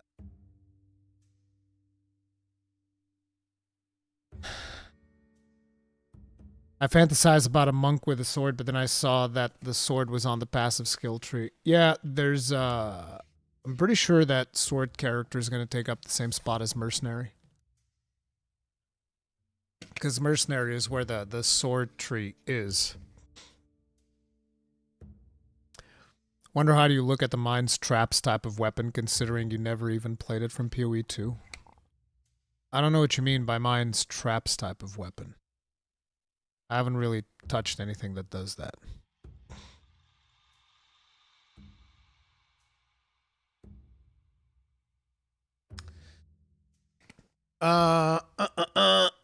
I'm gonna take a bio and I'm gonna drink another coffee. So let me just get a coffee real quick and we'll be right back. If you are enjoying the stream, do hit it with the like button. Helps us out a lot.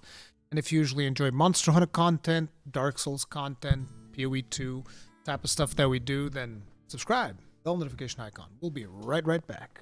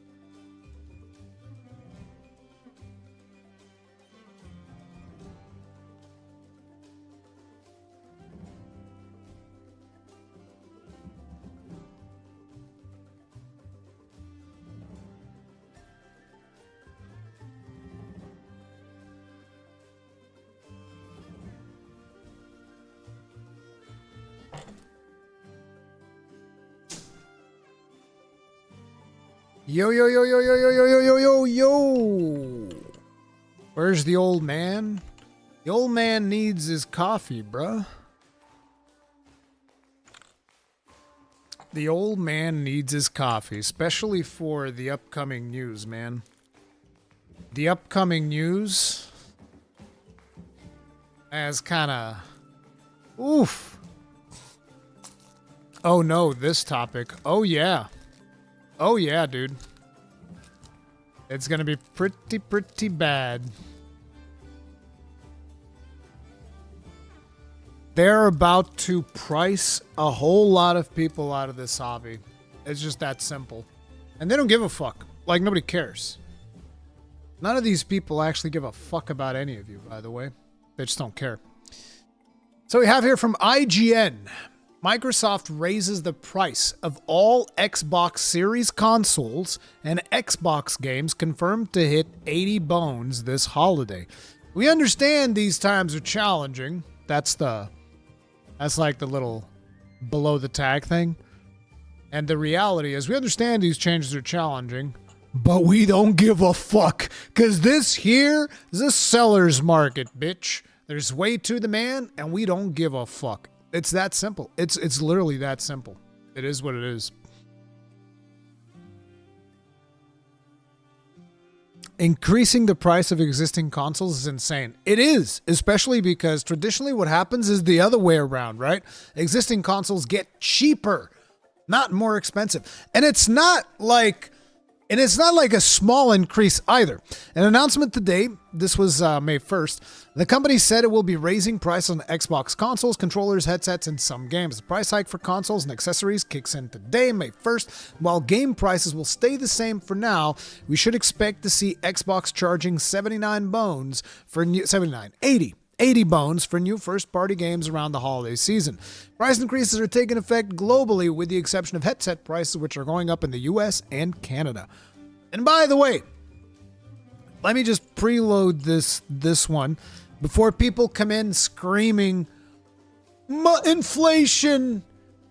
I have the same response that I always have for you fucking people. You didn't become an economist overnight. Shut the fuck up about inflation, okay? You barely understand inflation yourself. I sure as fuck don't understand all of the, shit of inflation. But I can guarantee 90% of the people talking about inflation have no fucking idea about inflation. And on top of it, whenever they talk about inflation, nobody ever wants to talk about the fact that the market has grown. Not like by a bit, it has grown exponentially. So the profit margins has been exponentially bigger. They don't want to talk about the fact that the gaming industry current fucking dwarfs the Hollywood industry. Okay, no, we don't want to talk about that. We just want to talk about inflation. Oh, you dirty poor peasants don't deserve video games. It's fucking bullshit, bro. It's fucking bullshit. It's called price elasticity in economics and marketing. They calculate how much of a change in price will affect demand. Exactly. That's exactly what it is. They're like, will people buy it if we charge more? Guess what? We're charging more. The thing is, this is actually one of the things that bothers me is because people are saying inflation. No, it's not about inflation. It's fucking greed. It's greed. All right? Let's just call a spade a spade. It ain't about no fucking inflation. And the people that say, oh, but it's the tariffs. When the tariffs come down, let's see those prices come down.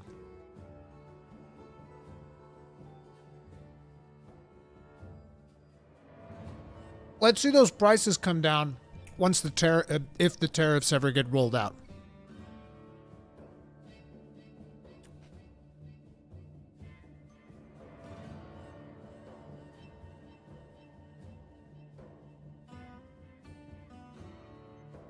It's true whether you like it or not. This is just an emotional outburst. What's true? That it's because of inflation? Spergmus? Are you going to make the argument that this is specifically because of inflation?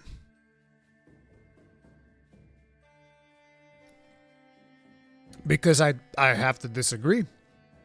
this is happening because Nintendo took the first stab, and Microsoft will follow suit, and PlayStation will follow suit, and everybody in the AAA industry will follow suit because they fucking can. It has nothing to do with inflation whatsoever. It has everything to do with the fact, can we sell things more expensive? Yes, then we fucking will. It's literally that.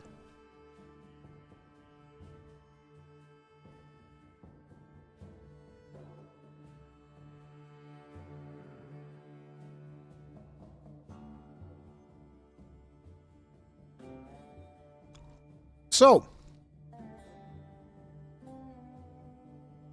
here are the expected prices on various Xbox consoles and accessories in the US. Xbox Series S 512 goes from $299 to $379. Let me just tell you this. If you buy this console at this price, you're a fucking sucker. Same thing for this one. $429? $429 for an Xbox Series S? You are beyond crazy. You are insane. You're absolutely insane.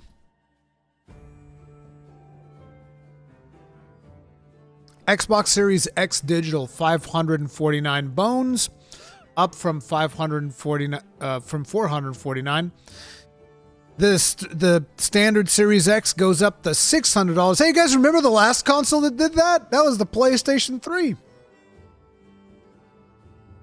600 bones. The Xbox 2 terabytes Galaxy Edition goes up to 730 bones.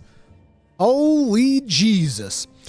Xbox wireless controllers are still cheaper than friggin' PlayStation controllers, it seems, with the exception of this special edition. 64, 69. Limited edition controller, 89 bones. Xbox Elite, 149. That's 10 more bones.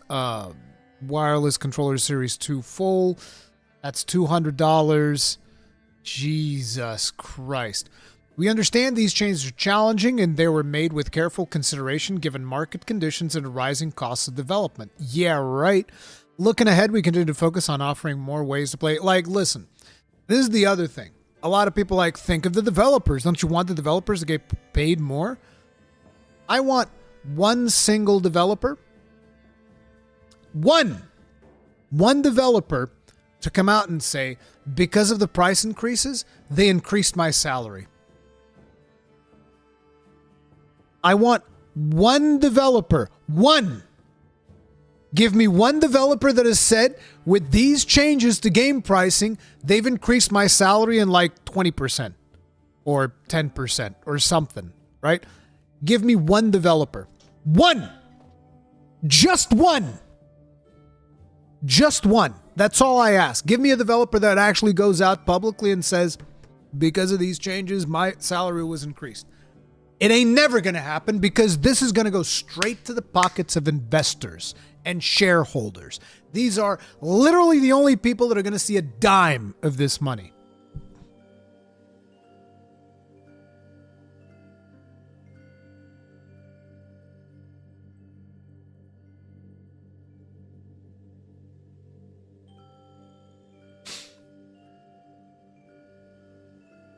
Looking ahead, we continue to focus on offering more ways to play more games across any screen and ensuring value for Xbox players.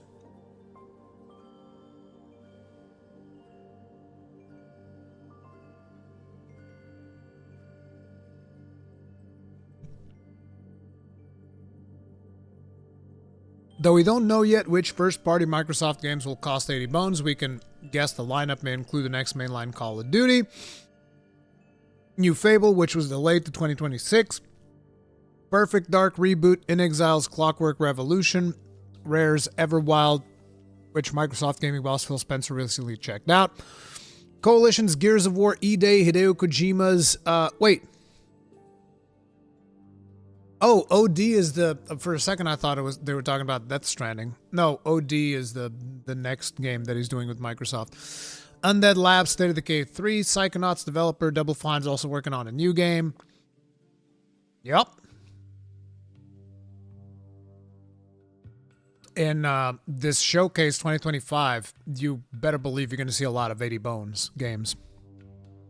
This is the first time we've seen a price hike on Xbox Series X console since its launch 2020, with the company committing to make... So wait, these consoles launched in 2020, and 5 years later they're increasing the price? That's fucking crazy. Company committing to maintaining existing prices back in 2022 when PlayStation raised prices on PS5. However, Xbox raised the price on the Xbox Series X in 2023 in most countries, but not the US. And it has raised prices globally on Xbox Game Pass multiple times now. See, the Xbox Game Pass was the thing that I've always said. The moment they get more people on Xbox Game Pass, price go up. That's exactly what's happening. I mean, oh my God, I'm a goddamn genius. Oh, who could have seen it coming? Oh, astonishing as the amount these prices increase might be, Microsoft raising prices in the first place isn't exactly surprising. PlayStation did this exact thing in the UK, Europe, Australia, and New Zealand just last week for the second time in 3 years. The entire industry's been discussing gradually implementing price increases over the last few years, with AAA game prices jumping from 60 to 70 in the last 5 years. And Nintendo going with 80 bones for the upcoming Switch 2 exclusive Mario Kart, and $90 for the physical edition, which everybody seems to forget. The Switch 2 itself was recently revealed to be launching at $450, a price that drew criticism from Nintendo fans, even as analysts admitted such a high price was likely inevitable amid current economic conditions.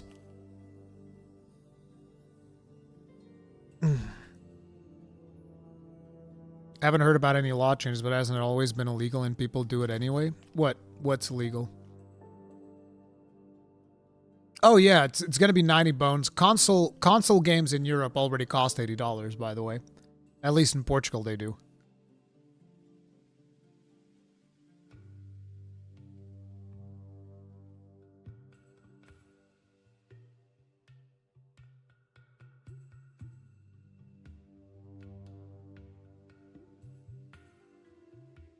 All these companies let Nintendo be the villain that shook the boat, then do the exact same thing with less blame. I mean, the thing is, Nintendo was the villain that shook the boat. It is true. It doesn't change the fact that they're all scumbags for following suit. Like, listen. Future of the industry, AA. Okay? This is why you got a lot of people being completely in love with Clair Obscure's Expedition 33. And I'm hoping that with the popularity of a AA publisher like Sandfall Interactive making this awesome game, I hope that more people check out Remnant 2, which is a brutally underrated video game. It is disgusting how underrated this video game is. More people need to check out Remnant 2, is what I'm saying. Been screaming it from the rooftops.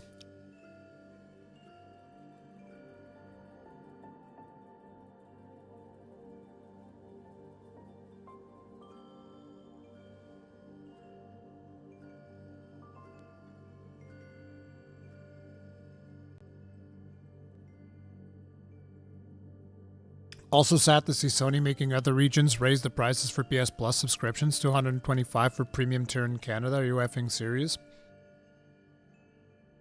This is why I don't fuck with subscription services all that much nowadays. I just like, listen, I want to own my games, bro. I want to own my games. I don't want no fucking, like, I think that they're great value, don't get me wrong. I think the Game Pass is tremendous value for people, but I want to own my games. I like owning my games. Have a good day, Shadow. I hope it's good.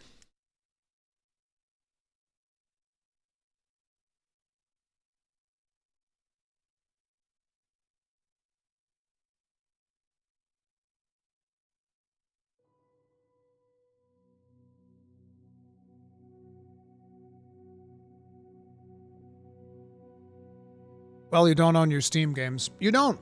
You don't own any games. Is the reality of it. You don't. I never said you do.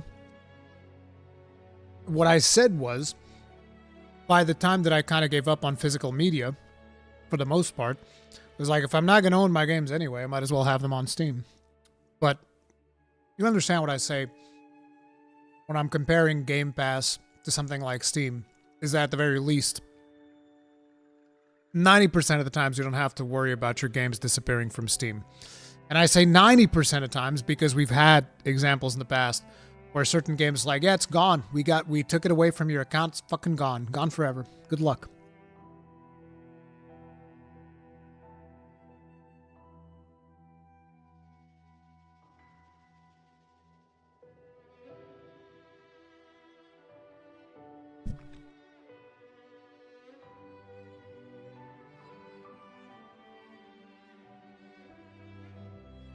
But then to go along with the good news that we just got from Microsoft, Electronic Arts, the GOATs, coming in, slashing another 300 people, putting them out in the fucking streets. And they canceled like a Titanfall extraction game that apparently most people were saying nobody wants or something like that. I don't know. In addition to roughly 100 job cuts IGN reported earlier today at Respawn Entertainment, EA has made wider cuts across its organization today, impacting around 300 individuals, total including those already reported at Respawn. The funny thing is, and I shouldn't say that it's funny, it's actually pretty disgusting, is the Twitter post, because I read that Twitter post when I was doing Mythic Banter last week. The Twitter post doesn't even mention layoffs, okay? They just straight up say something like, oh, we're so happy. Everything's great. Everybody loves it, you know? It was almost like that. It was something that is like, oh yeah, we're kind of like reshifting focus. This is going to be great for our players. It's going to be amazing. And we thank the team. Like, they didn't even say, yeah, we laid these people off. They're like, we thank them. It's like, you know, they were given the opportunity to go be freelancers. It's like they're doing something good. And I was just like, bro, what the fuck is this? It's so crazy, dude. It is crazy. But yeah, IGN understands that these wider cuts largely impacted EA's experiences team, which includes groups such as EA Fan Care Team and various others working on customer support and marketing, though other EA departments saw reductions as well. As with other cuts at EA, those impacted will be given the opportunity to apply for other roles internally prior to being let go. As part of our continued focus on our long-term strategic priorities, we've made select changes within our organization that more effectively aligns and allocates resources in service of driving future growth. We are treating our people with care and respect throughout this process, working to minimize impacts by helping affected employees explore new opportunities within the company when possible and providing support during the transition. Roughly 100 jobs impacted at Respawn included individuals in development, publishing, and QA workers. QA workers are always like some of the first people to go. It's like, oh, you're in QA? Yeah, bro, that's rough. Listen, you're getting promoted. You're a freelancer now. Workers on Apex Legends, as well as smaller groups of individuals working on the Jedi team, and 2 canceled incubation projects, one of which were reported back in March, and the other one which was, per Bloomberg's reporting, a new Titanfall game. These cuts follow a number of other layoffs over the last few years at EA, including the elimination of 50 jobs at BioWare in 2023 and an unknown number more at Codemasters. And in 2024, a larger restructuring that resulted in 670 workers laid off company-wide, including around 24 workers at Respawn.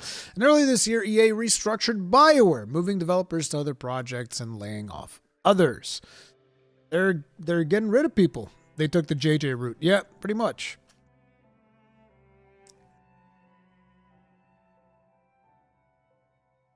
Players are the QA team now. Insert the astronaut meme. We've always been. How will these price changes affect you as a content creator? Will you be buying these games at an $80 price tag? Depends. Some games I'm able to get for free. Other games I'm not. And the ones that I'm not, I'll buy the ones that I feel like are justifiable for my channel. But it's like, because it's my job to cover video games, it just makes sense to buy the games. Even at like, you know, to give you guys an idea, right? I bought Diablo 4, the version that included the early access days, because I was going to stream it. So I bought that version, and in that live stream, while we're playing, having fun, all of that. You guys pretty much paid for the cost of the game with super chats and shit like that. It's just the truth. I'm very thankful for that. But, you know, even beyond like the potential ad revenue that stream went on to make, just the super chats alone paid for the video game. So it's like you can't use a content creator as a good example of whether or not the price is supportable, because for us, it's an investment. It's always an investment, you know? Yeah, you call it a business expense. Sure. So it's like, it's not, this is why I fight against it. And it's funny that I usually fight against stuff like early access because I think it's bad for everybody. I fight against it, but the reality is, for me, it's a good thing. Whenever there's a game that's got early access, like the upcoming Doom, whatever, doesn't it have like 5 days of early access and bullshit like that? For content creators, that's a good thing. Even though most of us fight against it because we're like, well, we don't want, you know, your regular gamer to feel like they're getting left out because they don't want to shell out for the more expensive version of the game that they're perfectly happy owning just a standard version to. But for the content creators, it's a good thing because we buy into the early access and we're streaming the game and people want to come check it out to make sure they want to shell out the additional cash or not. So that's the thing. What are you munching on? It's like these supposedly healthy cookies that have like raisins in them and shit. So you were saying that we enable you to give money to greedy corpo. I'm saying that my content will eventually do more harm to the bad corpos.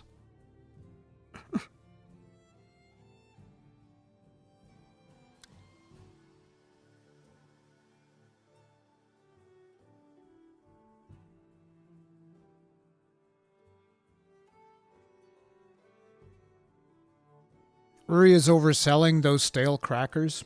Should have been a salesman. Oh no, these are bad. Make no mistake, these don't taste good. They are healthy, but they don't taste good.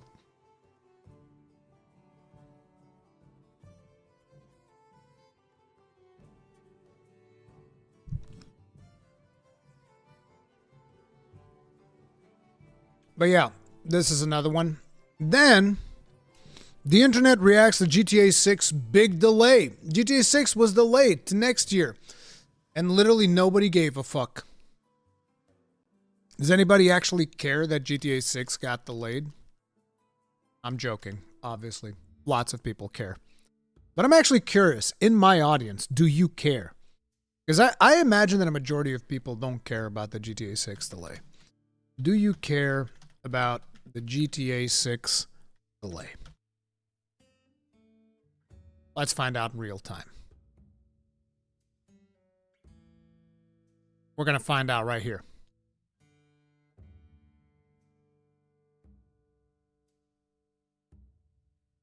Damn, that's a big 90% plus no.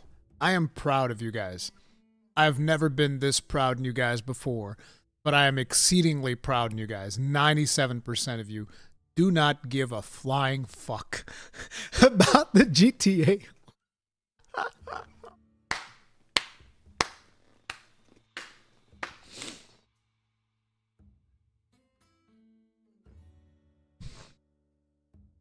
Fucking based iron breakers, bro.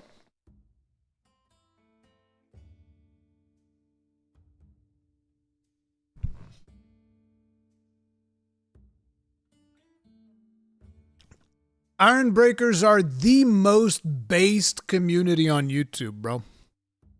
Absolutely fucking based.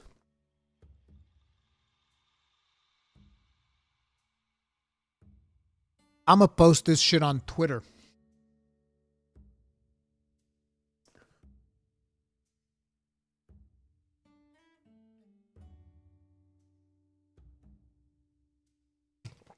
I'm 100% posting this shit on Twitter, bro. You guys are based as fuck. Giga based.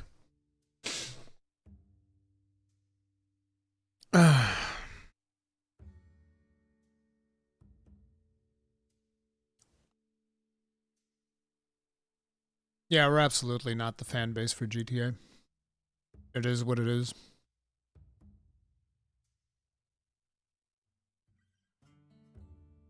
I will say I liked the story of GTA 5. I thought that was fun.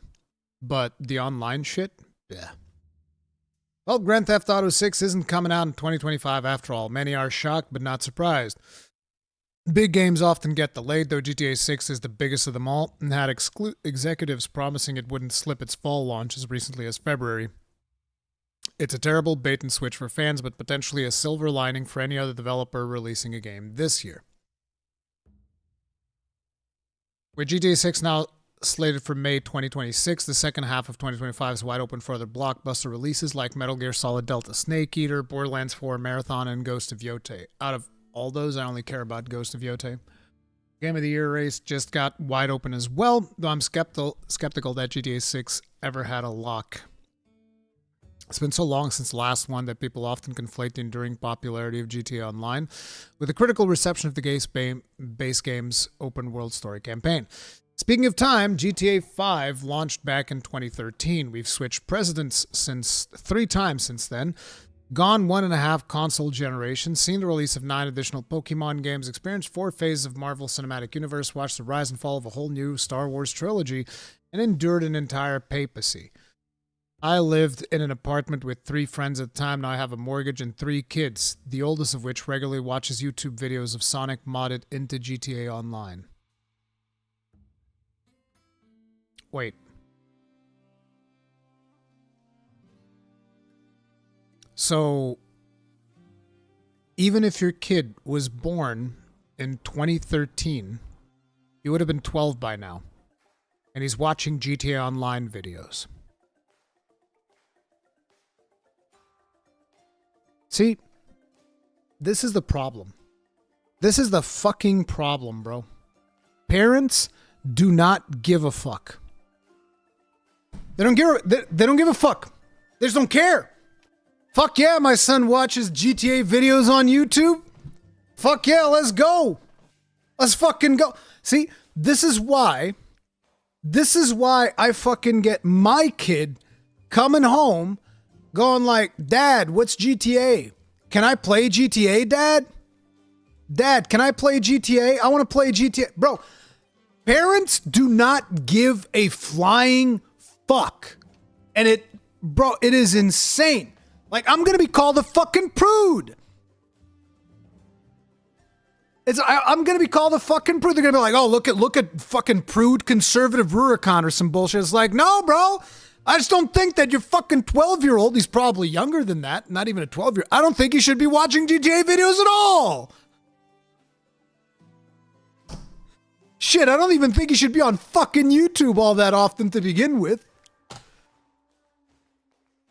Yeah, my kid plays Minecraft, absolutely. I let my kid play Minecraft. Minecraft's actually good for developing problem solving. It's fucking crazy, but yeah. Highly respect how much you care about raising kids. Bro, it is insane the stories I hear. Because, like, I know people that work retail at, like, you know, at game outlets and just general outlets like Fnac. Fnac in Portugal is like a big retail outlet, and they sell video games. And I have friends over there that work there, and their parents will come in with like a fucking 10-year-old. A fucking 10-year-old, right? And the 10-year-old comes in, Dad, this is the one that I want. And it's like fucking GTA. It's like straight up PlayStation 4 copy of GTA. And the parent just grabs the game, puts it over to the guy, and the guy just goes, you know, this game is rated R. I think that for Portugal, you have to be like 16 or something like that. And I think that 16 is an appropriate age to play something like GTA. And the guy at the counter is like trying to do his job of like, hey, listen, you know, this isn't really appropriate for your kid's age. And the parent's just like, listen, do you want to sell me the fucking game, or do I have to go to the store next door to buy the game?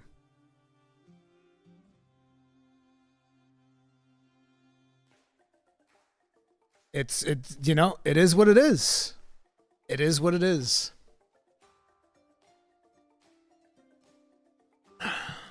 There's nothing new. 12 years ago when I was a kid, other kids played GTA 5. No, I know, Diogo. I know it happens all the fucking time. I'm just saying it's a really bad thing. I think it's a terrible fucking thing. People behave like it's their own deal, as if we don't live in a society and what somebody does is osmosis with someone else's lives. And this is doubly so for kids. This is doubly so for kids. That I think that's one of the biggest problems. I think that a lot of parents do not understand the responsibility that they have to educate their kids right.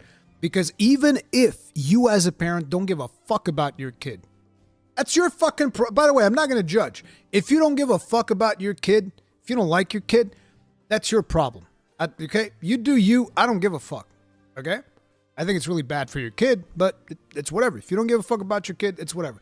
The problem is you not giving a fuck about your kid means your kid goes to school and is a menace to all the other kids, which then get influenced by him. And if there's like, 2 or 3 parents that don't give a fuck about their kids, that's enough to corrupt a whole fucking classroom worth of kids.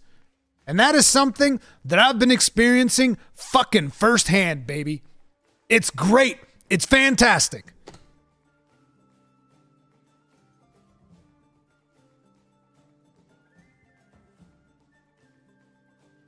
Oh, I don't give a fuck, Mizzen. That's fine. It's more engagement.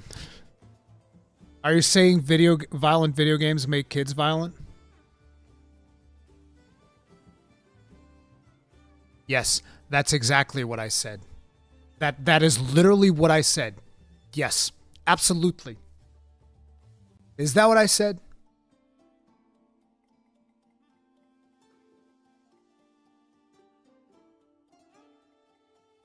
This is the problem when you're trying to sometimes you're trying to have a proper conversation with someone. So it's like, oh man, I love apples. So you're saying you hate oranges, is what you're saying. Oh, I really like waffles. Why do you hate pancakes? No. Of course not. Of course violent video games do not make kids violent. But they're still a bad influence. And the thing is, it's not about the video game being violent. It's about adult themes. I don't think that violent video games make kids violent. My kid plays Monster Hunter. And Monster Hunter is not appropriate for his age either. But there's a big difference between the themes of Monster Hunter and the themes of GTA 6.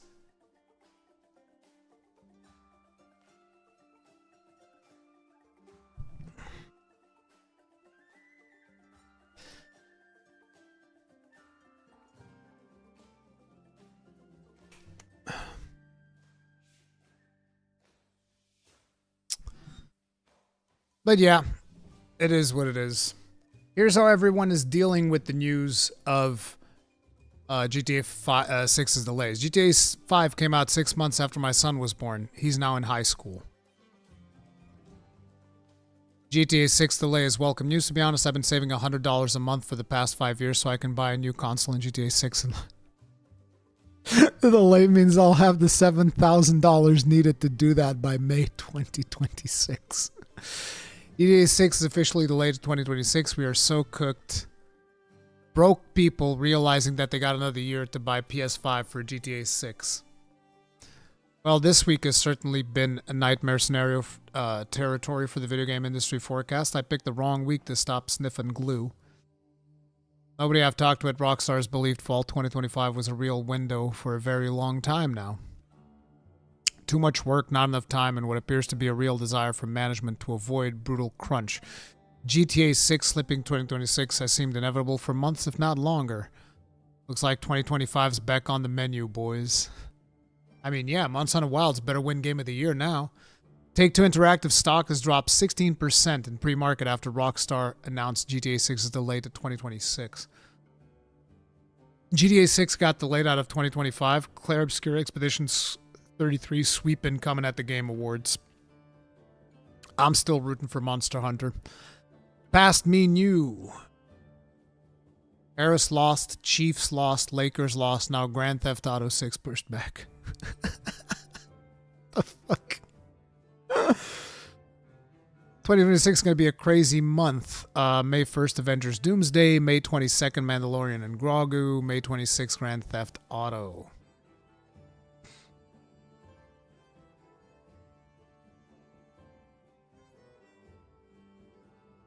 GTA Online prints too much money. September 2026 confirmed. Big week for Bucky. Who are the winners coming out of today? Nintendo for one to Switch 2 at Mario Kart World just got that much more appealing. Not the biggest game won't have, isn't going to be around for a while yet.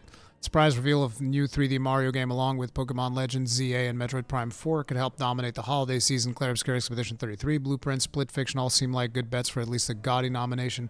Bro, why don't people like Monster Hunter Wilds? What the fuck? Other Rockstar Games ultimately decided to delay GTA 6 so late in the cycle. Only those in the studio know the answer to that. So yeah, GTA 6 is getting delayed, boys. It is what it is.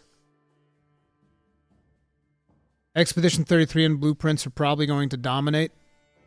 No! Wilds!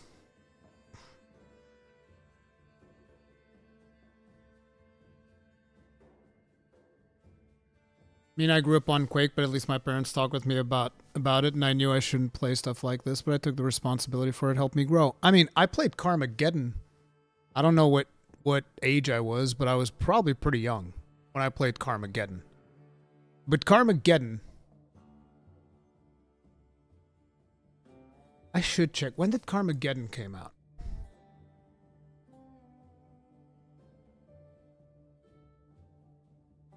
$1997. Well, I was born in 82. So, 10... I was 15. Fuck. No, that's more than appropriate. Carmageddon, 15-year-old? That's fine. It's perfectly fine. I was 15 when I played Carmageddon. And this is probably like the most egregious example. So it's like, yeah, I don't think this is a problem.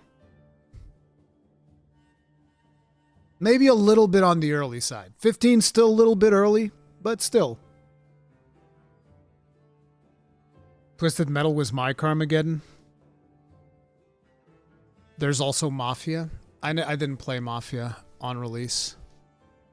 Yeah, Carmageddon at 15 years old. And by the way, it probably didn't come out in 1997 on PC because the 90s, we'd get stuff on a big delay. It's probably in Portugal. I said PC, I mean in Portugal. It's probably in Portugal. We got this like in 98 or 99. So I might have been like 16 by the time I played it, to be fair. So, you know, it is what it is. Mortal Kombat, also really violent game. Did I play Mortal Kombat when I was younger?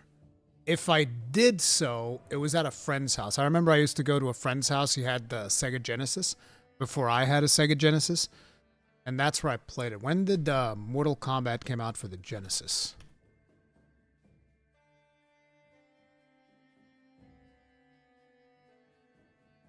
$1993, so I would have been 11. But in Portugal, because it was even in the early 90s, we probably didn't get it before 95, I would have imagined. So I was probably like 13. I mean, when the Mega Drive came to Europe.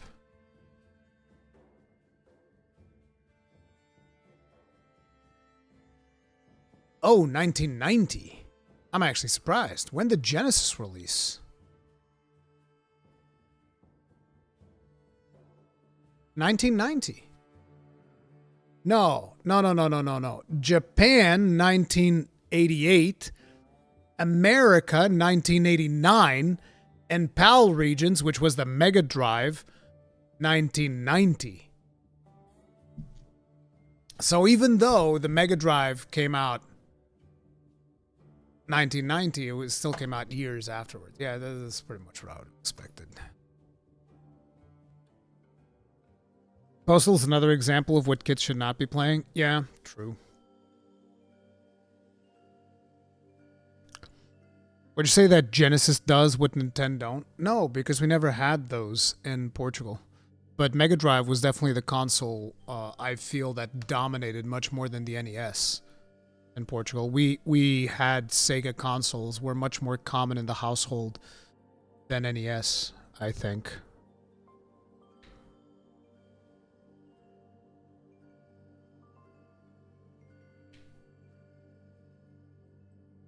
I played Mortal Kombat at 8 or so. Ooh.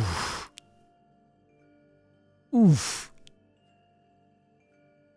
Anyway, we got some good news, guys, because for our benefit, Destiny 2 is vaulting content, or is this like old stuff? Because it's causing legal problems. Bungie's in the middle of what seems like, on its face, a pretty far-fetched lawsuit filed by a man who believes story and lore aspects of Destiny 2 were stolen from work he posted on WordPress well before Destiny 2 launched. But now in an attempt to show the court that the concepts being cited in content like the D2 Red War campaign and Curse of Osiris DLC are different than his, Bungie has hit a snag, honestly a very funny one. With the release of the Beyond Light expansion, Bungie threw large portions of the... Oh no! They vaulted the content, which encompasses Red War, Osiris, and Warmind DLCs in the Forsaken campaign, among other pieces like entire planets. Problem is that because the content cannot be played anymore, even internally at Bungie, they are unable to produce a working copy to show the judge. Rather, they've had to submit things like Wikipedia entries and creator lore videos. Bro, imagine Bungie going up and putting like a "My Name is Bife" video and submit that as evidence in a legal case.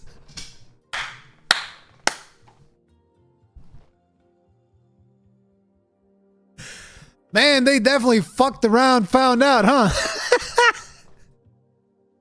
Yo, Bungie, vault this. It was literally a Bife video. Of course it was.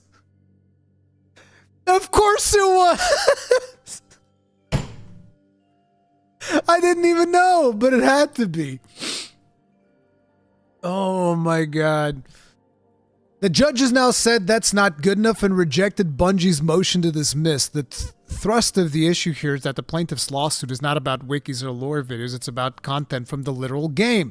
The game that is not able to be produced as actual evidence.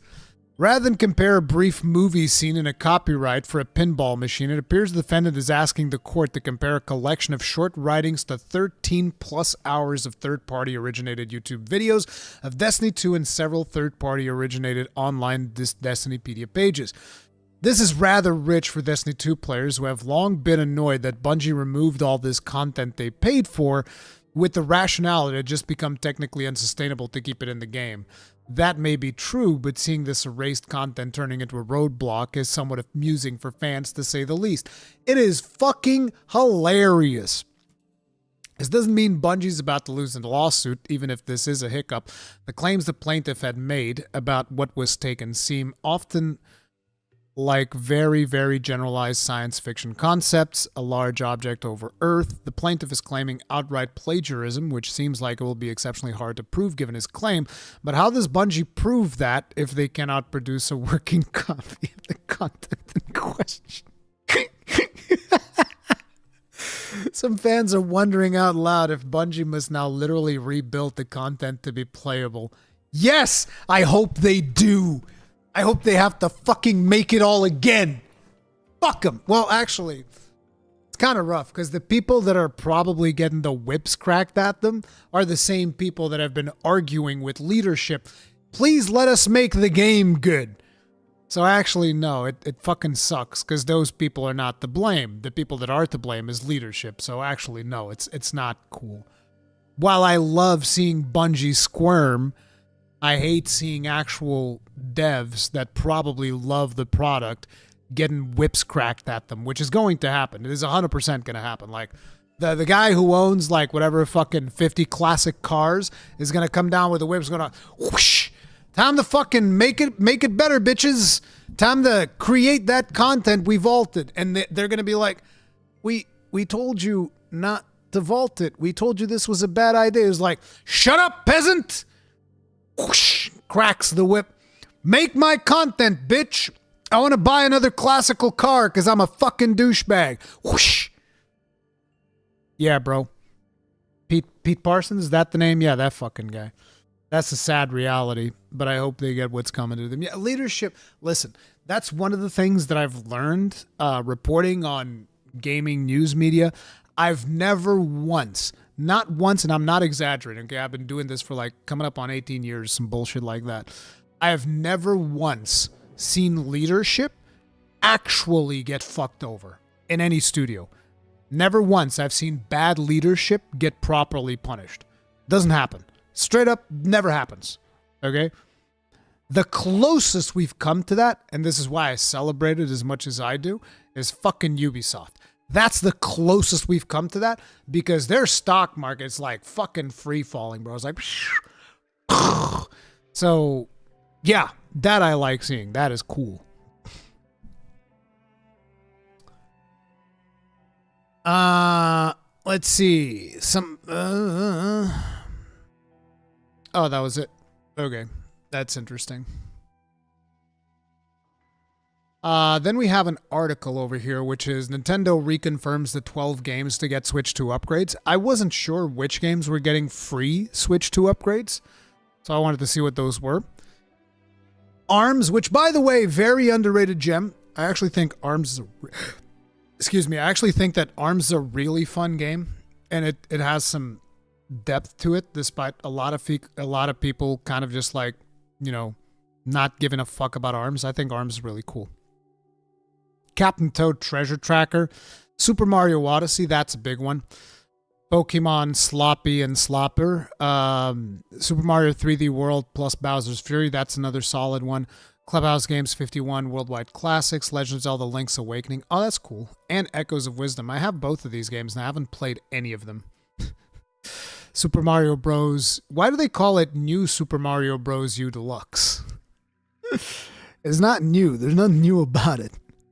Big Brain Academy, Brain vs. Brain, and Game Builder Garage. See, one of the things that frustrates me about this list is that we just recently bought a game called Xenoblade Chronicles X, and that's not included. I kind of feel like even if just as a courtesy, that one should be included. I feel like that one should be included. Xenoblade Chronicles X should definitely... I mean, we bought this when? It was like... Was it the end of March? I forget. Was it the end of March? Some point in April? I think it was the end of March that we bought that, right? It was like the 28th of March, some shit like that. It's like, it should definitely be included in these.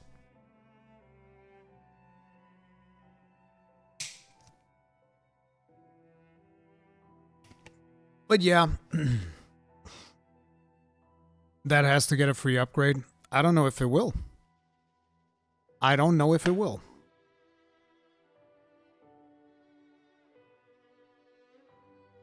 Do you know if the Xenoblade Saga will be ported to Switch 2? I mean, Switch 2 is going to be compatible with Switch 1. So if you own it on Switch 1, it should just work on Switch 2.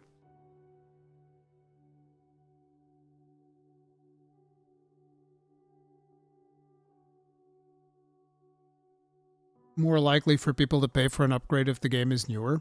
That might be true, but that's not necessarily a good thing. I don't think that's necessarily a good thing, but yeah.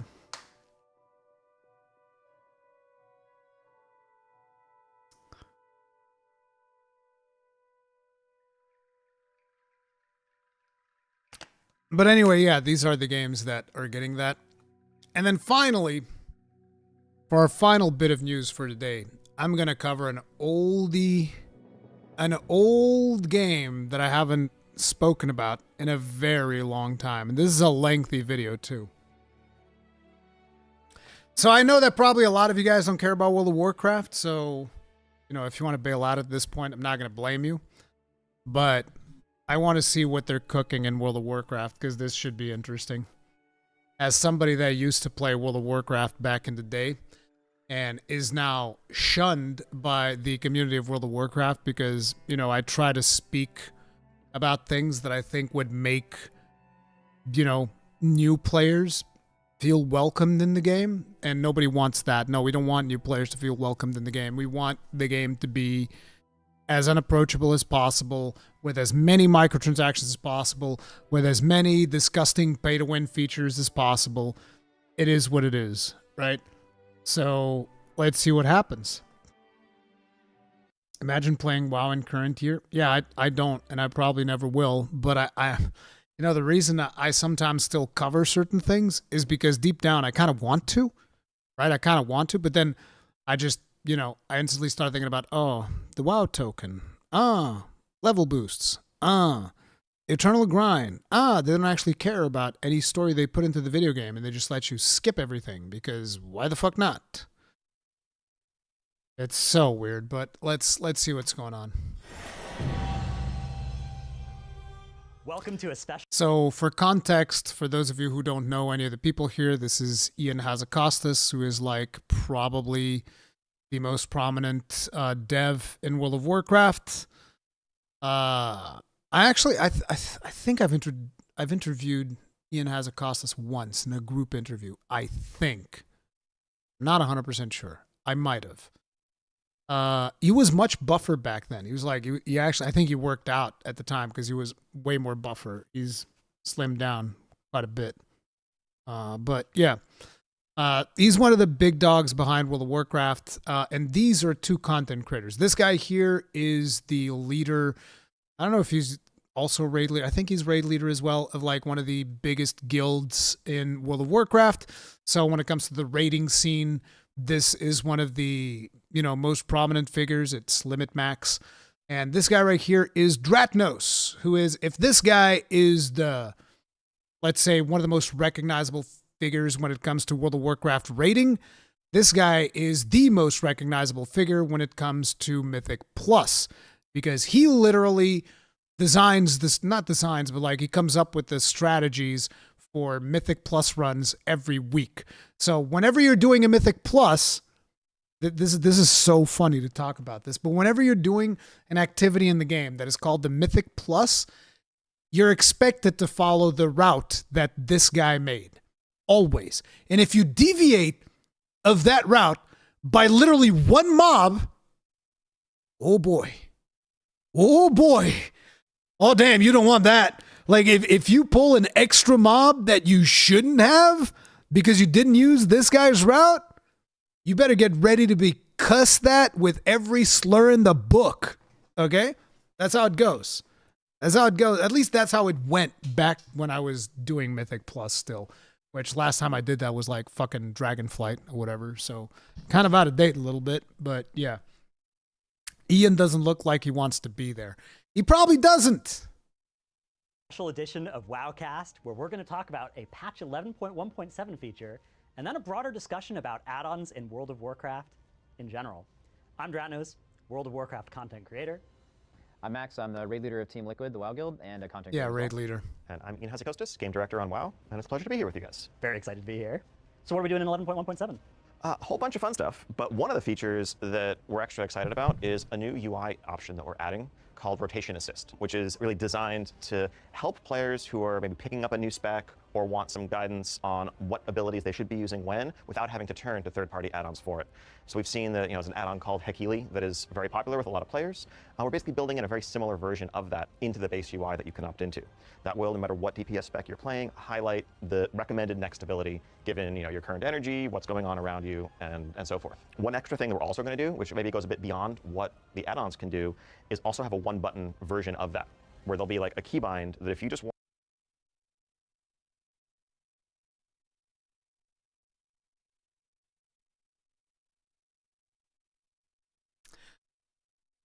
So, our game is too complicated and unapproachable for new players. So, we're going to make it so you just have to press one button.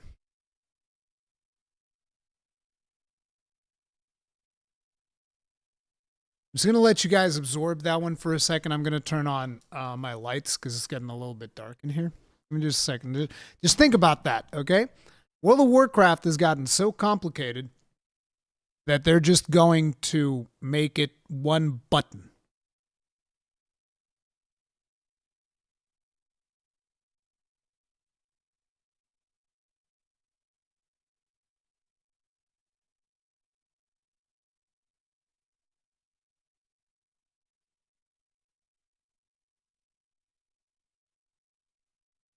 This is one of the dumbest things I've heard in my life. Now, the funny thing is, on top of it, this is going to introduce like a penalty for using this button because obviously you want the raiders and the the big wigs of World of Warcraft to still feel like, no, but I have mastery in the game, so therefore I'm going to I'm better than what the button does. It's just like, how about you just make the game playable? Like, just make the rotation understandable. I don't know, maybe that would be better, but it is what it is. I think it's dumb. I think it's fucking stupid. I think it's a terrible idea. Want almost an auto rotation. You can opt into that, and it will just automatically cast. Look at this. This one button does all of this. Ambush, Crimson Tempest, Deadly Poison, and Venom, Fan of Knives, Garrode, Kingsbane, Mutilate, Poison Knife, Rupture, Shiv, Slice and Dice. Yeah, exactly. That makes sense. Yes. Absolutely. The next recommended ability in the sequence. There'll be a small GCD penalty associated with that, but we want to make sure that this is for accessibility purposes, that it's there for people who maybe just honestly aren't interested in the gameplay of like mastering their spec. They want to explore Azeroth and experience the story, and the mechanics kind of get in the way of that sometimes. This should be for them. Ideally, this is not a tool where someone is like being told by their raid leader to stop trying to DPS manually and just turn on the one button mode to meet some DPS check. That we want to give you the tools to kind of go through that organic progression naturally. You'll absolutely have raid leaders that will have you do this. You absolutely will.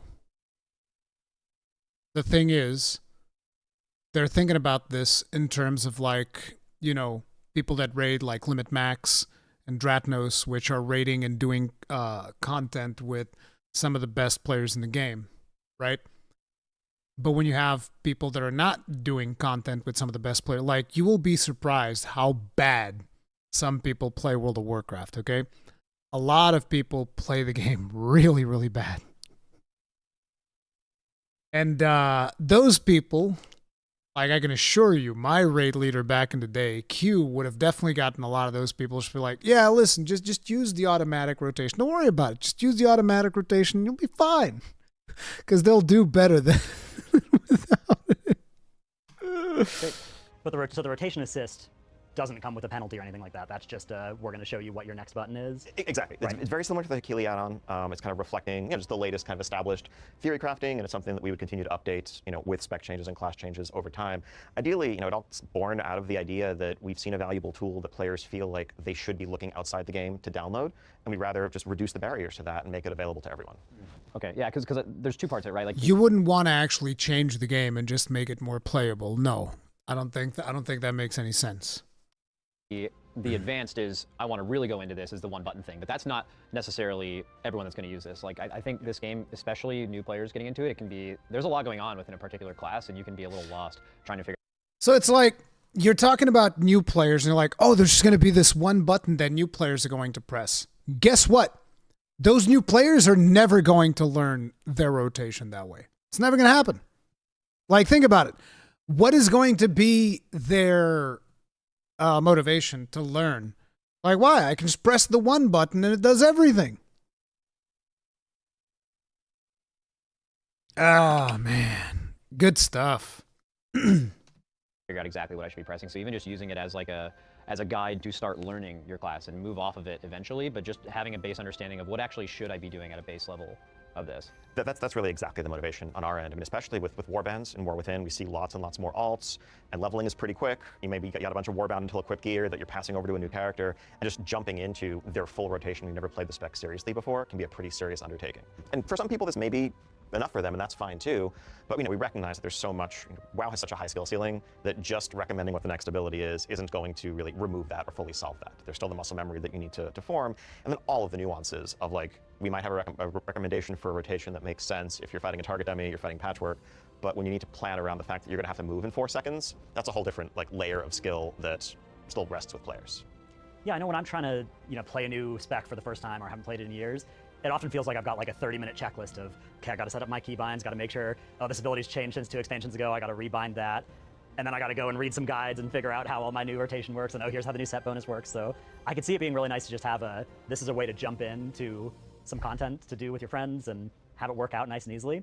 One thing that jumps out to me is that a lot of the content I'd want to do would be like delves or keys, and in either of those cases, there's a lot of AoE. Yeah. Is this going to have a You know, are we going to detect whether we're fighting 3 targets, 5 targets, and is it going to cast My Arcane Explosion instead of My Arcane Blast, or is it just always going to be a single target?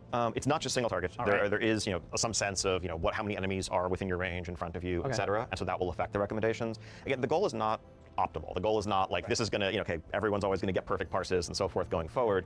But as a baseline, this should be, it should be useful the same way that many, many people find Tequila useful today. And really, like a lot of this building on the foundations of the cooldown manager that just came out in 11.15 kind of reflects us hearing people in the community telling us that they feel like they need to seek out these third-party resources just to play the game at like a baseline effective level in competitive content.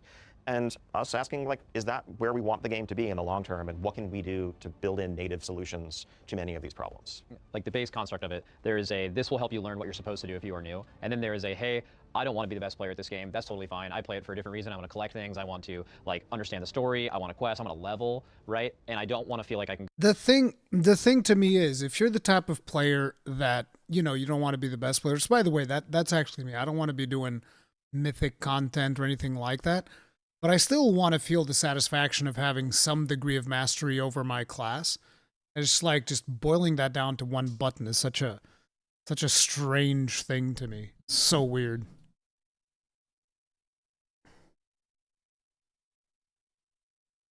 Go into any content, I just don't really know what I'm doing. I feel anxious about that. Like you have the ability to just be like, okay, well at least Blizzard's got me. I can have something at a base level where I can press one button and just kind of hang out and play the game. I have one question about the actual rotational thing. So is that going to like change with talents? So like let's say, is it going to work off the base talent build, or let's say you select a talent that now moves a AoE button into your single target rotation? Is it going to be smart enough or planned to be smart enough to incorporate a bunch of different potential talent builds? The goal is that it's aware of your talents, and the logic is conditional based on what you do or don't have talented.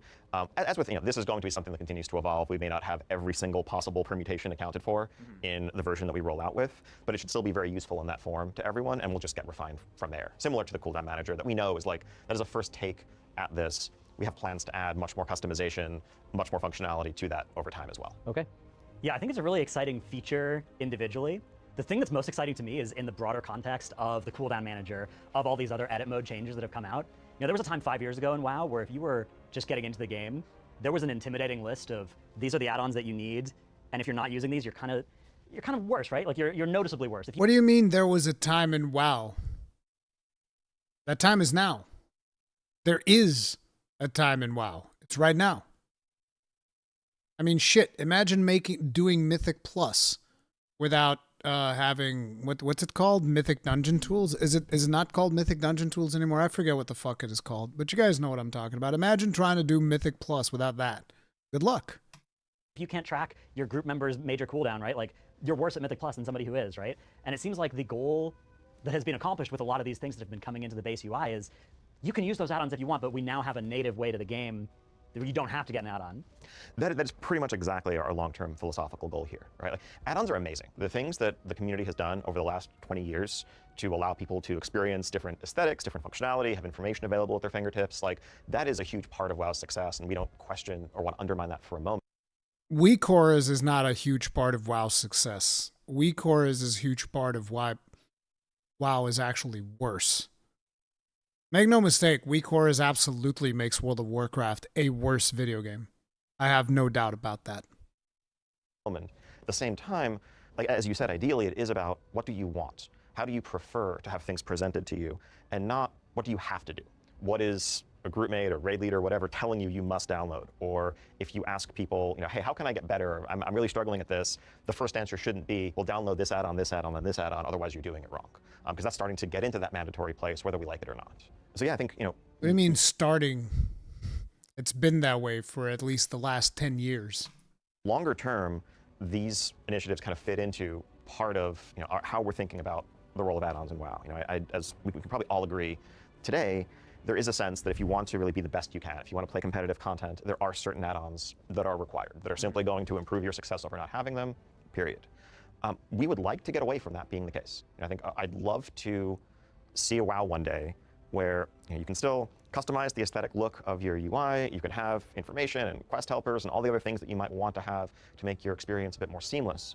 But that at the end of the day, when you're in competitive content, when you're queuing up for a rated PvP match, when you're going into a high key, when you're trying to get a first kill on a raid boss, there isn't the sense that you are just holding yourself back if you're not using specific tools. We know that there's a lot of work to do to get to a place where that could be the reality, The first steps really are going to be continuing to build up the just right out of the box functionality that World of Warcraft offers to shrink that gap. But at the same time, I think we're aware that at the very end of this process, we probably are going to have to rein in some of the functionality that add-ons currently have to do like real-time in-combat problem solving. This is actually a good thing. What he's saying now is actually a good thing.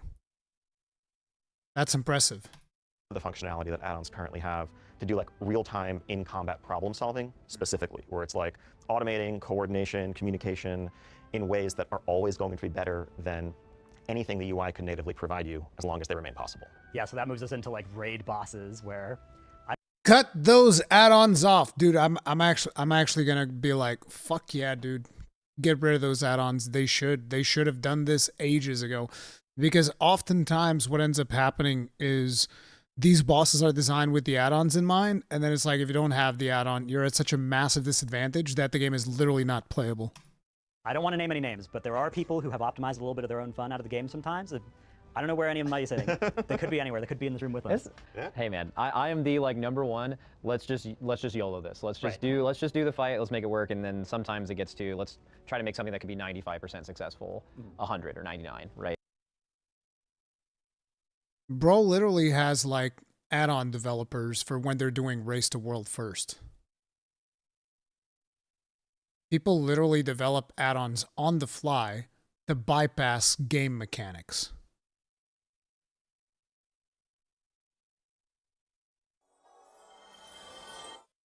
What? What are we saying? Devin Widener, thank you very much for the souls. Tip of the hat, appreciate support. Thank you. This is like McDonald's making their single meat patties smaller and then turning around and charging more for double patties. Create a problem, then solve the problem you've created. Yeah. Just YOLO this, and they have people make weak auras and shit. Yep, exactly, Zaywolts. Literally have people that, like, I remember at one point, some of these teams would have to fly over to places and they'd have to fly over the add-on developer with them so that they'd be developing add-ons in real time for certain mechanics in the fight. And I'm just like, bro, what are you saying? What are you saying, dude? Right. And there's a lot of frustration with the tech involved with that. I would definitely be, I think a lot of the rating community would be pretty for that. You know, I think a well-designed mechanic that the game giving you enough information to solve this on your own realistically, a lot of the times the community will just use one because it's like what everyone else uses, it gets you in the same place. But if that doesn't exist and the game is giving you that information, it's objectively better, right? And even if you are doing it very well, even if the game gives you the information and you can find an add-on that increases, you know, like, say, for instance, you have add-ons that literally have people whisper each other or whatever automatically, certain mechanics of the game. So it's like, oh, do this now, do this thing now, do not stand in fire, like alarms, run away, little girl, and all that bullshit. If the game doesn't give you that and you actually have to look at what the boss is doing, 90% of players will fail raid mechanics. You're talking about people that are raiding right now at the top end of content. You take away their weak auras, they will not be able to raid. Guaranteed. Guaranteed.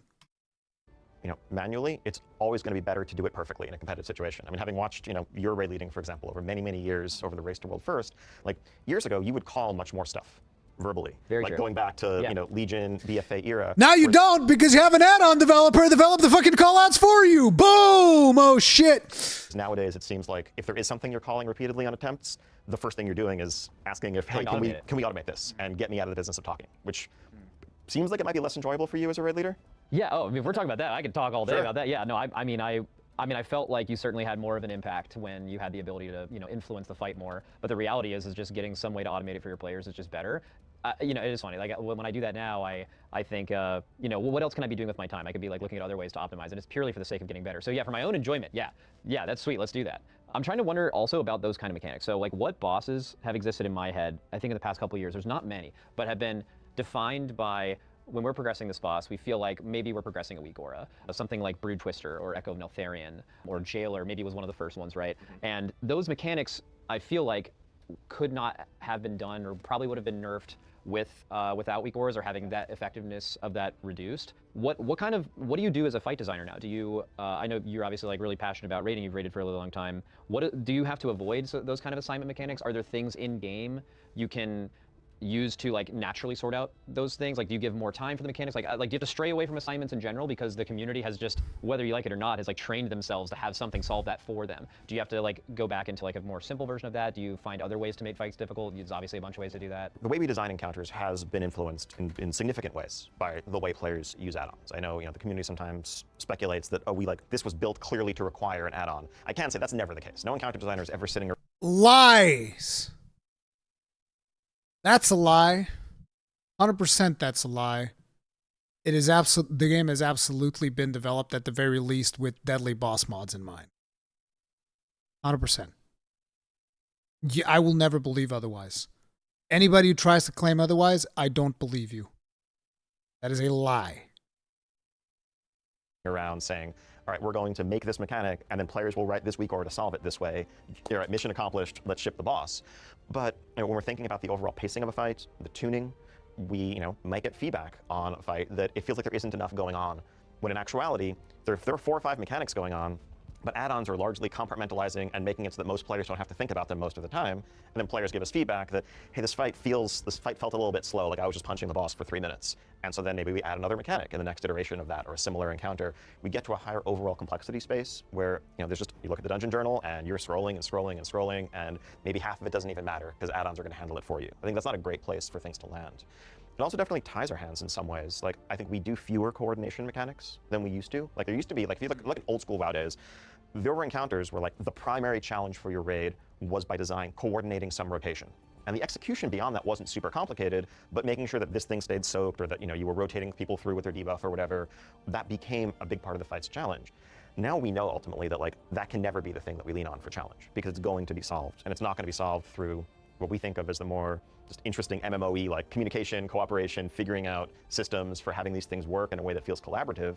It's going to be downloading the weak aura pack, setting it up appropriately, maybe having 3 or 4 frustrating wipes because there was a typo in the configuration, which is like, that's not what I think anyone really wants raiding to be. And so we move away from making those mechanics as much and lean more on things that add-ons can't solve for you, like moving out of a swirly under your feet with only a little bit of time to respond. Like, I don't think it's a coincidence that more and more of our fights have those sorts of just like twitch reaction, avoidance mechanics, whereas that used to be one type of fight that we did. The design space is definitely constrained by the knowledge that, if we lean on it too heavily, it's just going to get trivialized. We don't develop with add-ons in mind, he said like literally 2 minutes ago. Oh no, we never develop things thinking about, oh, this thing will be solved by that thing. And then shortly after he goes like, but actually we've completely changed the way that we do encounters because add-ons will solve it.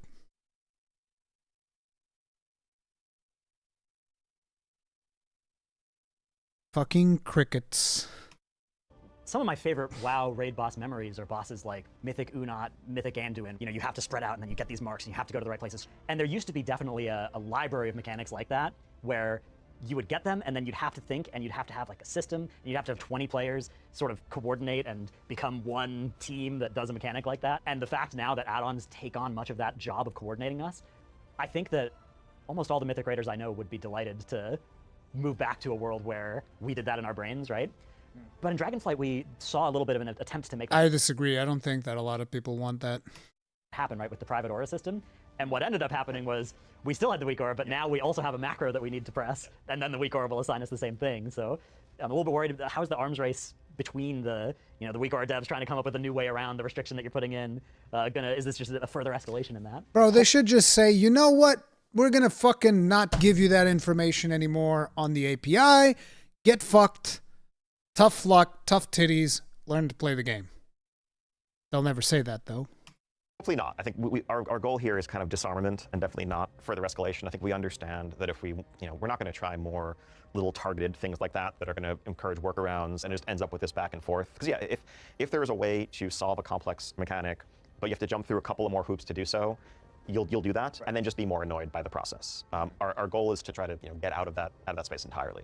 And so I think down the line eventually, that may mean, I think, so some broader restrictions on specifically what information add-ons have access to about combat events in real time. Yes! At the same time, we know that that's not a thing that we could just do right now without providing a lot Yes, more it is. You could do it right now. Just do it right now. Just fucking do it. Just do it. on our end, both in terms of just UI type functionality, but also looking at how we're designing some encounters, how some of our classes work. I think there are tons of add-ons that are healthy and valuable and really important to how players play the game that do rely on that flow of information. Everything from something as simple as damage meters to like, honestly, boss time, like ability timelines, like the DBM style, like when is this next ability going to fire that people have basically been raiding with forever. That's not the like computational weak cores. That's just, hey, this ability is going to happen in 15 seconds. Like we want to build in our own version of that. Like I think like down the line, we'd love to see a place where there is a boss timeline as just part of the encounter UI. And that's not something you need an add-on for. And that way we can hopefully eventually get to a point where we're really just cutting out the weak core that solves the mechanic for you, but not the informational stuff that you feel like, it really feels like the game should have been telling you all along, where add-ons are, admittedly, kind of filling in some gaps there.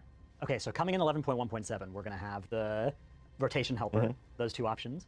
What of the rest of this initiative, is any of the rest of this in 11.1.7, or are we just starting the conversation now? I think there's a lot of stuff that we're working on. I think, yeah, we've seen the cooldown manager and then the rotation assist coming. I think down the line, it's some of the stuff that I touched on. I don't have specific patch dates right now, but we are looking at damage meters. We're looking at nameplate improvements.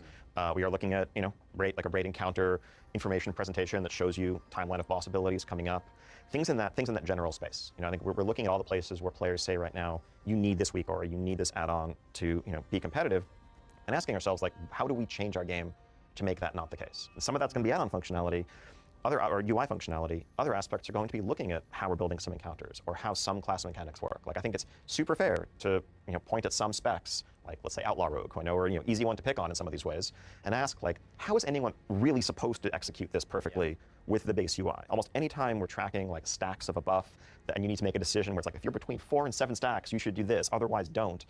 Those are not reasonable tests for us to be posing to our players without providing them the information to do it correctly. And so we need to either provide the information, simplify the mechanic, or both.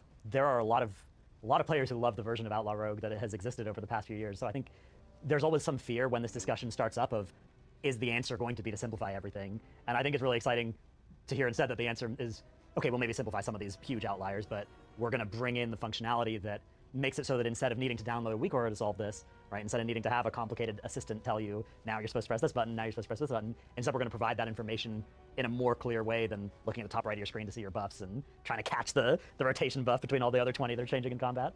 That's definitely the goal. I think we want World of Warcraft to be as approachable as possible, but we also love that the skill ceiling in the game is as incredibly high as it is. That allows for tons of differentiation and self-expression and accomplishment. But I think a lot of at its core, a lot of skill in WoW I think boils down to multitasking ability. And like even just, you might be able to do amazing damage just testing it against a target dummy. Very different world when you're also in an encounter and need to do 3 mechanics at the same time. And we see, tunnel visioning DPS are a meme for a reason, right? They're just focused on their rotation and whoops, they just messed up the encounter mechanic, or vice versa. Someone who is good at mechanics, but their DPS goes off a cliff. Really, like the function of a lot of these add-ons is to offload a portion of that computational complexity. And we recognize, like, if we are removing some of that functionality, we're providing more information, we can probably remove a couple of mechanics, but still keep the same level of challenge. The goal is not to make it easier. The goal is to make it less complex. This thing, I actually thought that this video was going to be mostly, me disagreeing with a lot of things, but the actual vision of what they have, like, for the long term, is actually something that I do agree with for the rating aspect of it, which is to ultimately have people not rely on the add-ons, reduce the amount of information they provide in real time to the add-ons, and then try to integrate that into the base UI. Like that's actually a noble goal, because that would allow them to simplify boss mechanics so that not everything is like this scripted fight that requires you to prog through it like hundreds of hours or some shit like that. Because, there's no crazy add-ons that solve literally everything.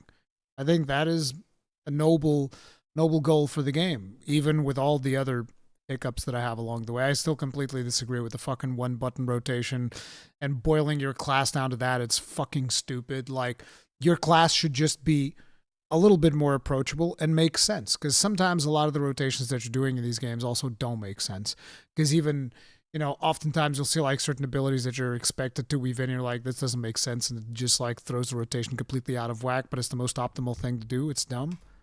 Yeah. And I think that's, a key distinction there, because I think it often can sound like, oh, this is about, this might be about dumbing down the game or simplifying things. It's not that. It's about trying to create a more approachable baseline experience that still has every bit as much room for differentiation. When you were talking about add-ons that things have been in the game, been inspired by it, you mentioned a damage meter. Yeah. So I'm really interested in just what your view is, philosophy-wise, about damage meters in games like this. That's a great question, and I think ultimately we have to be guided by what our community prefers and what we see them doing today. The single most popular add-on used across the entire game is a damage meter by like a fair margin. Okay. The majority of players, the large majority of players, have a damage meter add-on installed, and so that Epine! Look at how big my Epine is, motherfucker! indicates that people want to see that information at least about themselves. We definitely want more nuanced measures of success and understanding, like how successful were you or how much did you contribute on this run, highlighting things like Because the game will now tell you everything, not the add-on, so it's still the same. But there's a difference there, because when the developers are choosing how much information they show to you, it's one thing. When a third party is choosing how much information they show you, it's a completely different thing, because the third party doesn't give a fuck about what is the vision for the raid. Third party gives a fuck about what is the most optimal way of solving the problem. If the most optimal way of solving a problem, like say solving a boss mechanic, is to, sacrifice 2 players and keep burning, that is what they will always do. Even if that is not intended by the developers, that is what they will do 100% of the time. Shit, they will sacrifice their whole fucking raid to get a kill. When in reality, that shouldn't be the objective, but yes. like interrupts, highlighting things like avoidable damage to give a fuller picture of performance. But at the end of the day, I think for someone who's trying a new spec, trying a new talent build, getting a new trinket, and they want to see like how did this affect my performance compared to the last run, that's an important piece of information to have. And so I think we know that in any world where we were going to limit some of the ability of add-ons to like again do that real-time combat event tracking, we would need to provide a damage meter solution of our own. I think one of the exciting things, I think if we're doing that on our end, we can also have it be server authoritative, so you're not worried about like who's in a different combat phase, who's out of range, or whatever. Yeah. It could just be like, this is official and going to be accurate all the time. We were obviously mostly thinking about Mythic Raid when our brains go to how this is going to affect things, but the overwhelming majority of players are in heroic raids, normal raids, raid finder raids, doing Mythic Plus dungeons, right? When we're talking about making these changes to what WeakCores can do, is there an appetite for changing how heroic and normal raids function as well? Like, do we see these problems in there as well for what add-ons can do and how they solve things? Absolutely. I mean, I think it all trickles down, right? I mean, I think maybe even more, a larger percentage of players doing Mythic Raid might use specific weak aura packs than, let's say, normal. But those add-ons are used by the majority of players right now, and certainly other, boss mods are as well. I think a lot of it just comes down to what are the coordination challenges that we're presenting. If there's something that everyone is relying on a tool right now to assist with, we would have to change it to still keep it the same level of challenging, but without that same automation assistance. And that can take many forms. It can be there's 1 or 2 fewer things to soak. You have an extra couple of seconds to like actually spread out on the fly. It's a pretty common mechanic of like, all right, 3 people get a debuff and they just have to like run out in different directions from each other. People have been just kind of playing the game and doing those for years and years. But of course, if you can like, if the time you're given to react is so tight that you can't afford to do that, then people do gravitate towards, all right, we're going to put diamond, circle, and triangle on the ground. Everyone's going to get an auto-assigned marker, and you just know, like, I'm going to run to my marker to guarantee that it's executed correctly. I think it's a bit more interesting if we give you a couple of seconds so that you can look around and make sure you're not running in the same direction, and then do the exact same thing. I mean, at the end of the day, raiding in particular. Again, see, that philosophy is actually good, because the reason they had to do it in, 1/10 of a second or whatever is because add-ons are solving it for you, so therefore the mechanic has to be quick and snappy and based on twitch reflexes. If the add-on is not solving it for you, then they can make the mechanics more lenient and have players actually rely on looking at the boss, looking at the room, instead of looking at your cluttered UI.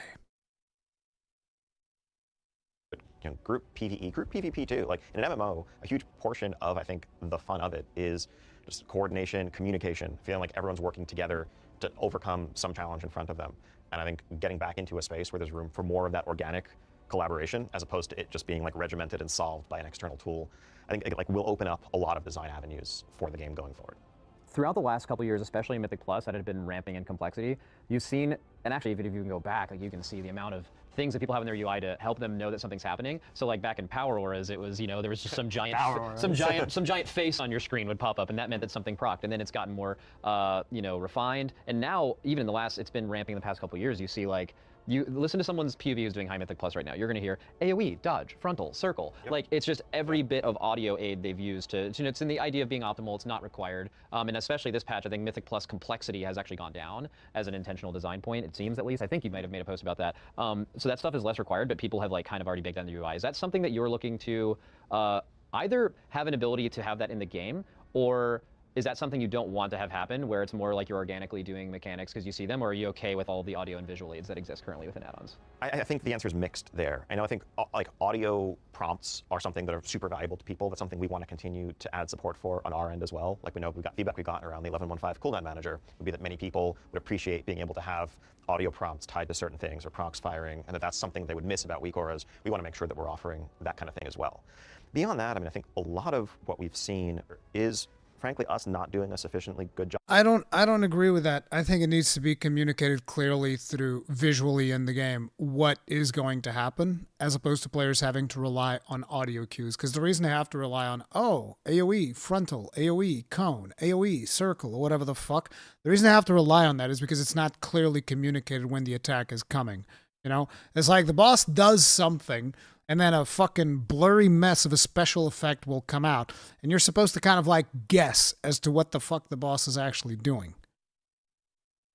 And players are kind of tired of trying to guess. It's just a visual clutter of World of Warcraft is massive, and it makes it hard for people to understand what the fuck is actually happening.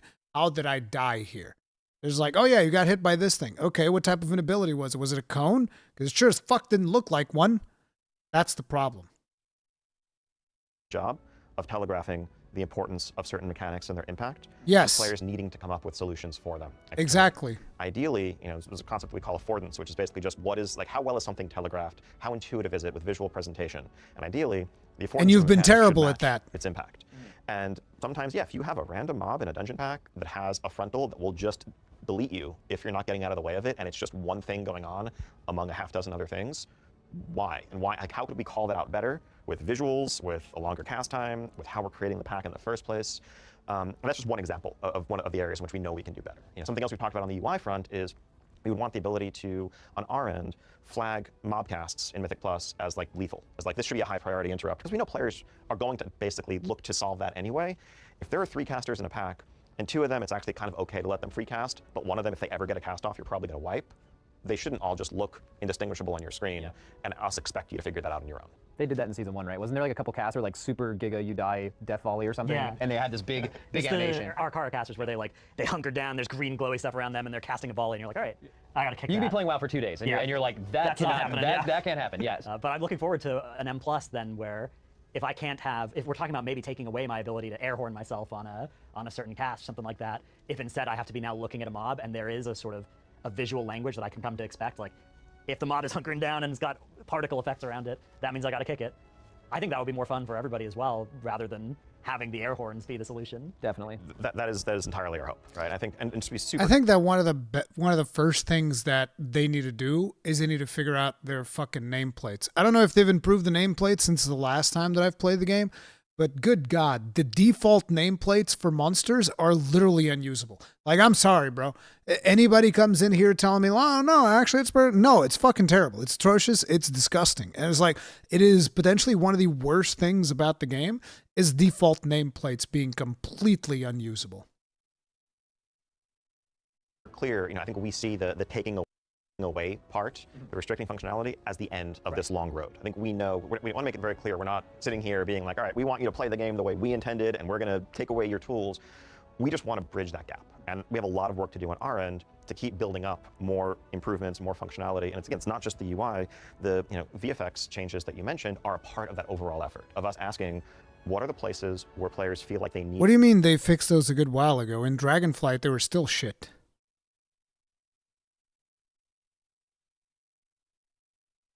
In Dragonflight, the default nameplates were still shit. And Eugenia is saying that in 11.1, they are still trash. So, yeah. I mean, I believe they want to improve them, but like, nameplates, I think, is one of the biggest things. Need add-ons to succeed. Why is that the case? And when it's like, it's not clear when you're standing at something, and so I need GTFO or some other. I guess the reason why I'm saying specifically the nameplates is because they've been shit for so long. That's the problem. Like, it's definitely one of those situations where people that are developing the game are not playing the game without mods. Because there's no way. Like, if you're telling me that there's like a World of Warcraft developer that's doing like Mythic rating or, high level keys in Mythic Plus, and he's playing with default nameplates, I'm going to be like, nah, bro. There's no way. There's no way. This doesn't happen. And if it happens, they're probably using like a modded character or some shit. You're crazy. There's no way. There's absolutely no way. It's literally unplayable.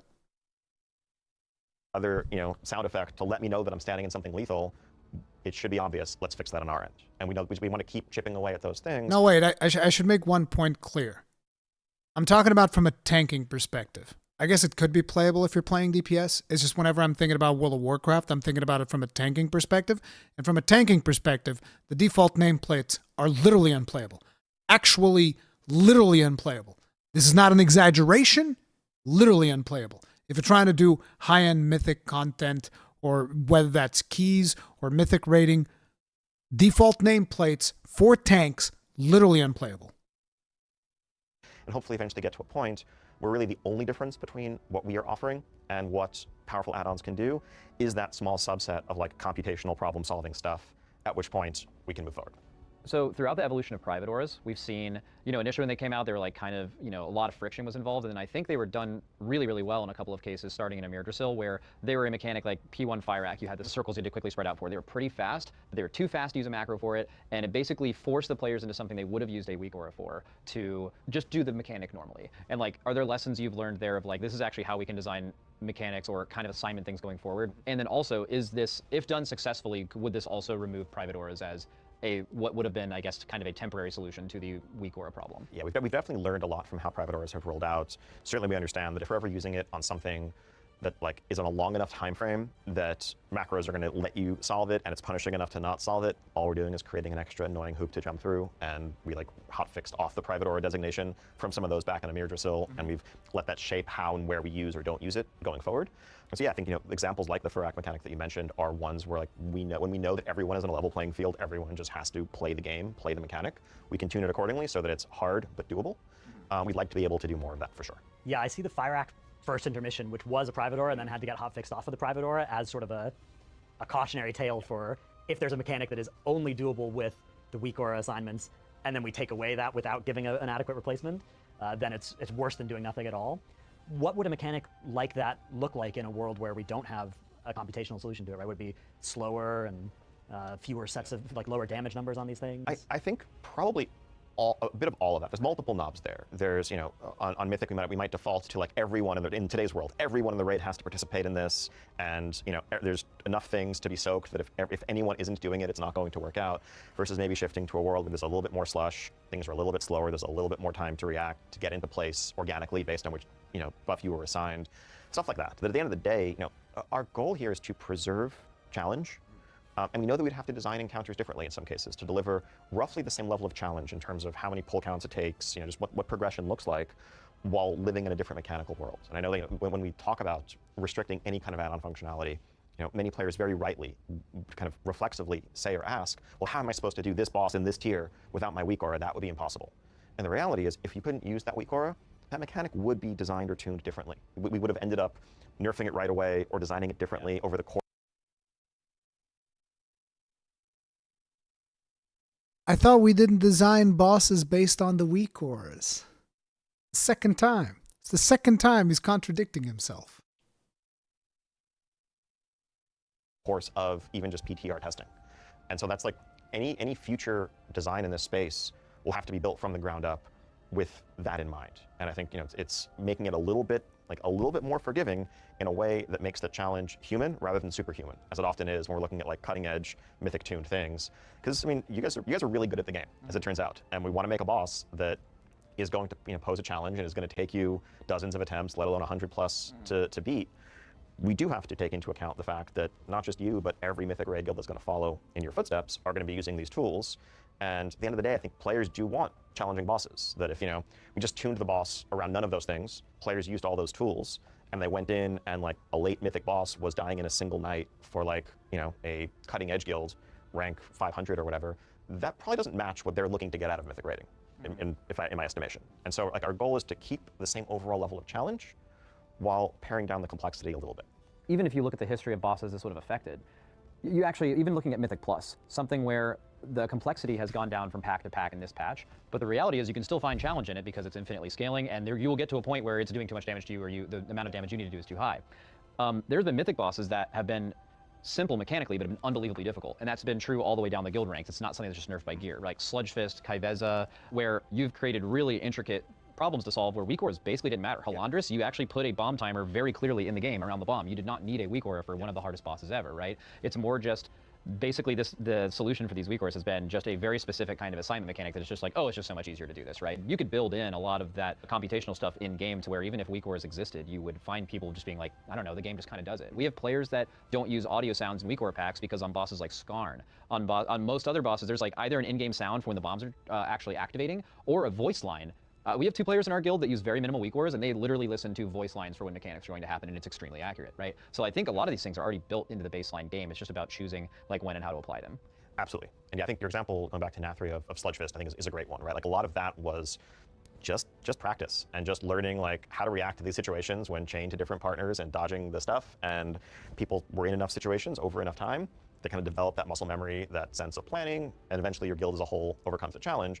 Compared to, let's say, the Stone Legion generals that came after it, a couple of issues there, but like one of the central mechanics that was being solved by weak auras was like, all right, there's a whole bunch of soaks that need to be covered over the course of the fight, and it's not realistic to have that like 7 to 8 soaks up simultaneously, where you need to also account for like, well, this person just got targeted by different mechanics, so they need a backup to go in and do it for them. Yeah, so it sounds initially like it's, we're restricting what add-ons can do, but really we're opening up the universe of mechanics that can exist in a WoW boss without, because there are so many that you could think of right now where all of them would be, this is going to get solved by this, right? This is going to get solved by this, but if that's not the answer, then now the designers have all these tools back, and we can get these mechanics that maybe haven't been used since MOP because we've been weak auring them ever since, and now we get to solve them with our brains again. And he even mentioned too, he said like, well, there's a lot of swirlies now. Yeah. Because that's the thing, like, oh, we can always default to this and a few other things because you're not going to solve that with weak aura, so we can add fights where that's not a thing. But you remove that, you can, that friction of there's too many swirlies goes away. And I think there's assignment, like doing a lot of these assignment bosses without a weak aura that could work would be like really fun. Like it's fun to do that. It's fun when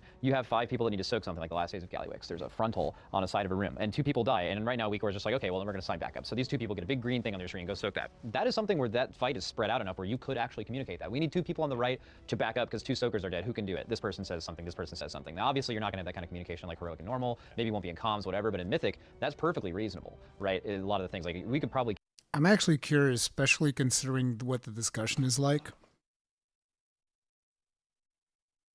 Let me see. Hear me out. Instead of making a 1-button rotation, which is boring, maybe cut down on spells and abilities so that it doesn't seem so overwhelming yet still engaging. Thought that 1-button rotation was April Fool's and confused for a moment. Now I'm just baffled.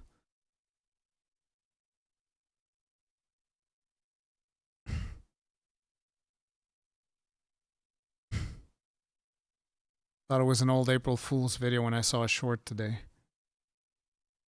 No one's mentioning how the game feels unplayable because of button bloat. Instead, they want to make another system that hits all the buttons for you. Thank you, Dory G90.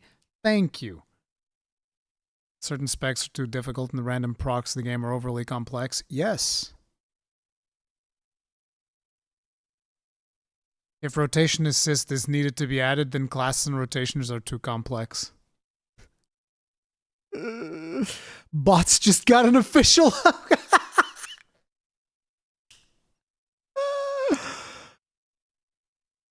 It would be amazing if the rotation assist would have some sort of tooltip or something that explains why a specific skill is the next optimal move. Is the auto battle the next step? Yep, autoplay. Instead of making spells and abilities intuitive and well formatted, let's make a tool to tell you what to do with no explanation. Oh, God.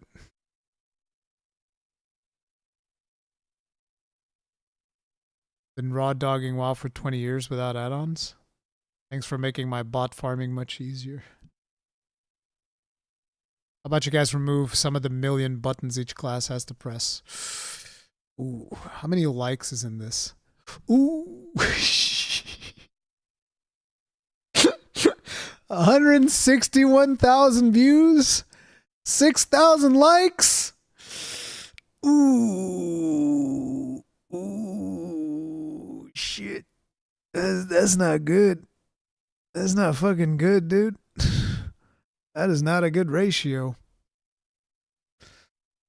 That is not a good ratio.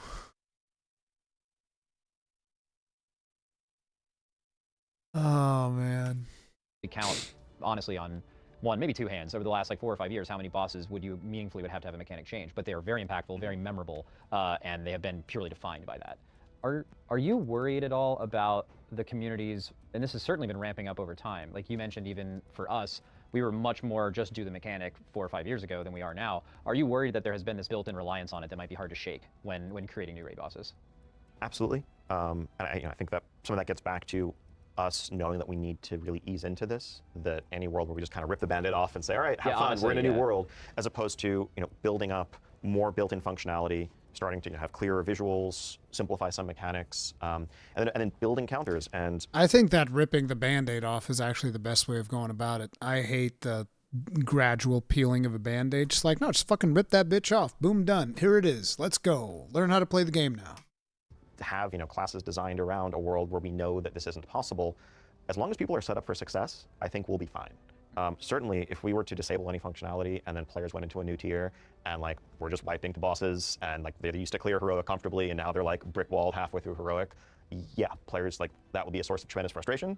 But we know that we need to avoid that by any means possible, and we have a lot of work to do before we get there.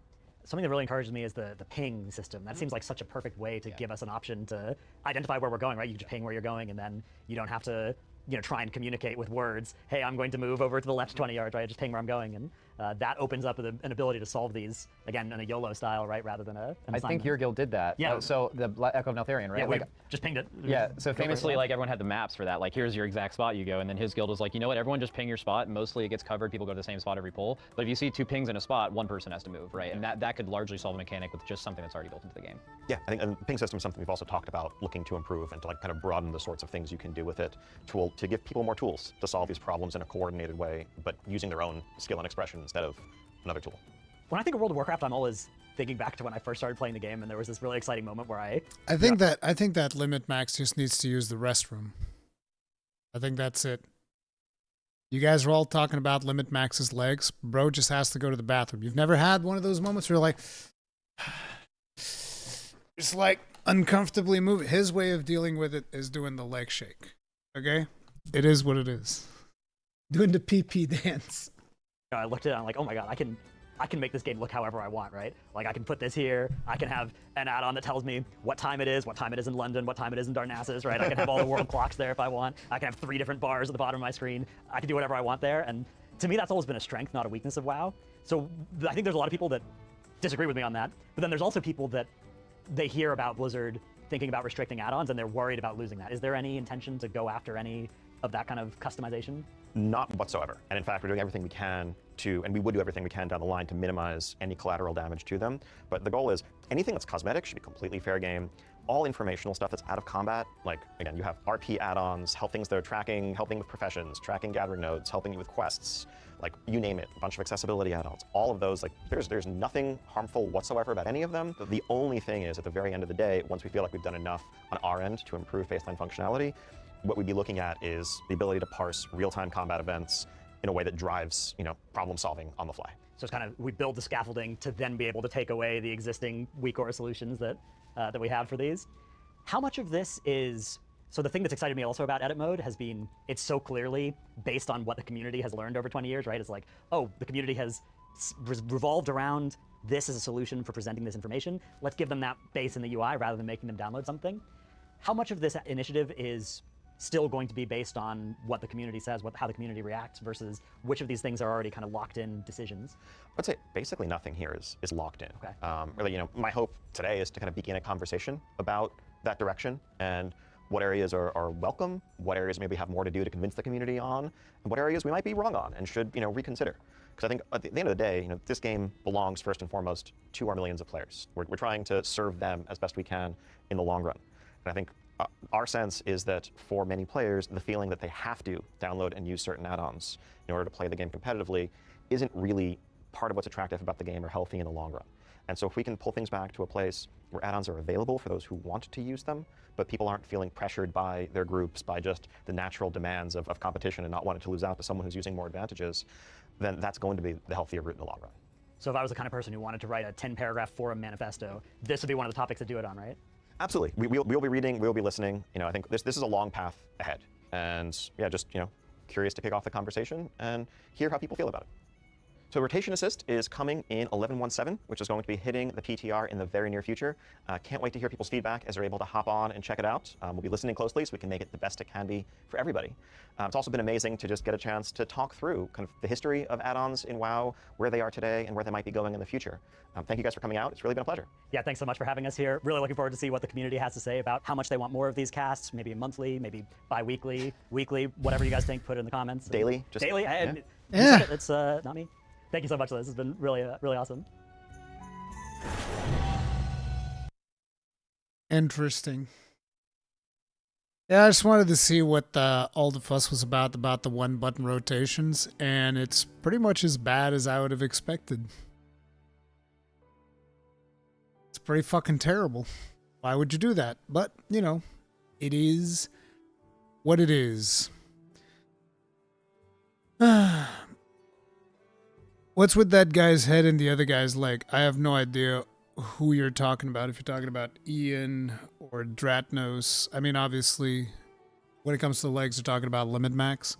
Limit Max probably just was nervous or something, I would imagine.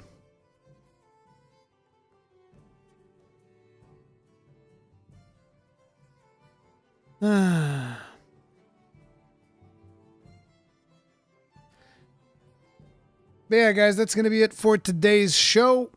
I have a couple of things that I'm planning on doing also for the hobby side of things, but those are still very much in the works. But I want to do more things with this. But yeah, we'll see about that in the near future. For now, thank you all very much for watching. If you guys enjoyed it, like button, subscribe, bell notification icon, all of that usual jazz. And I'll see you guys in the next one. Stay strong. Stay safe. Peace out.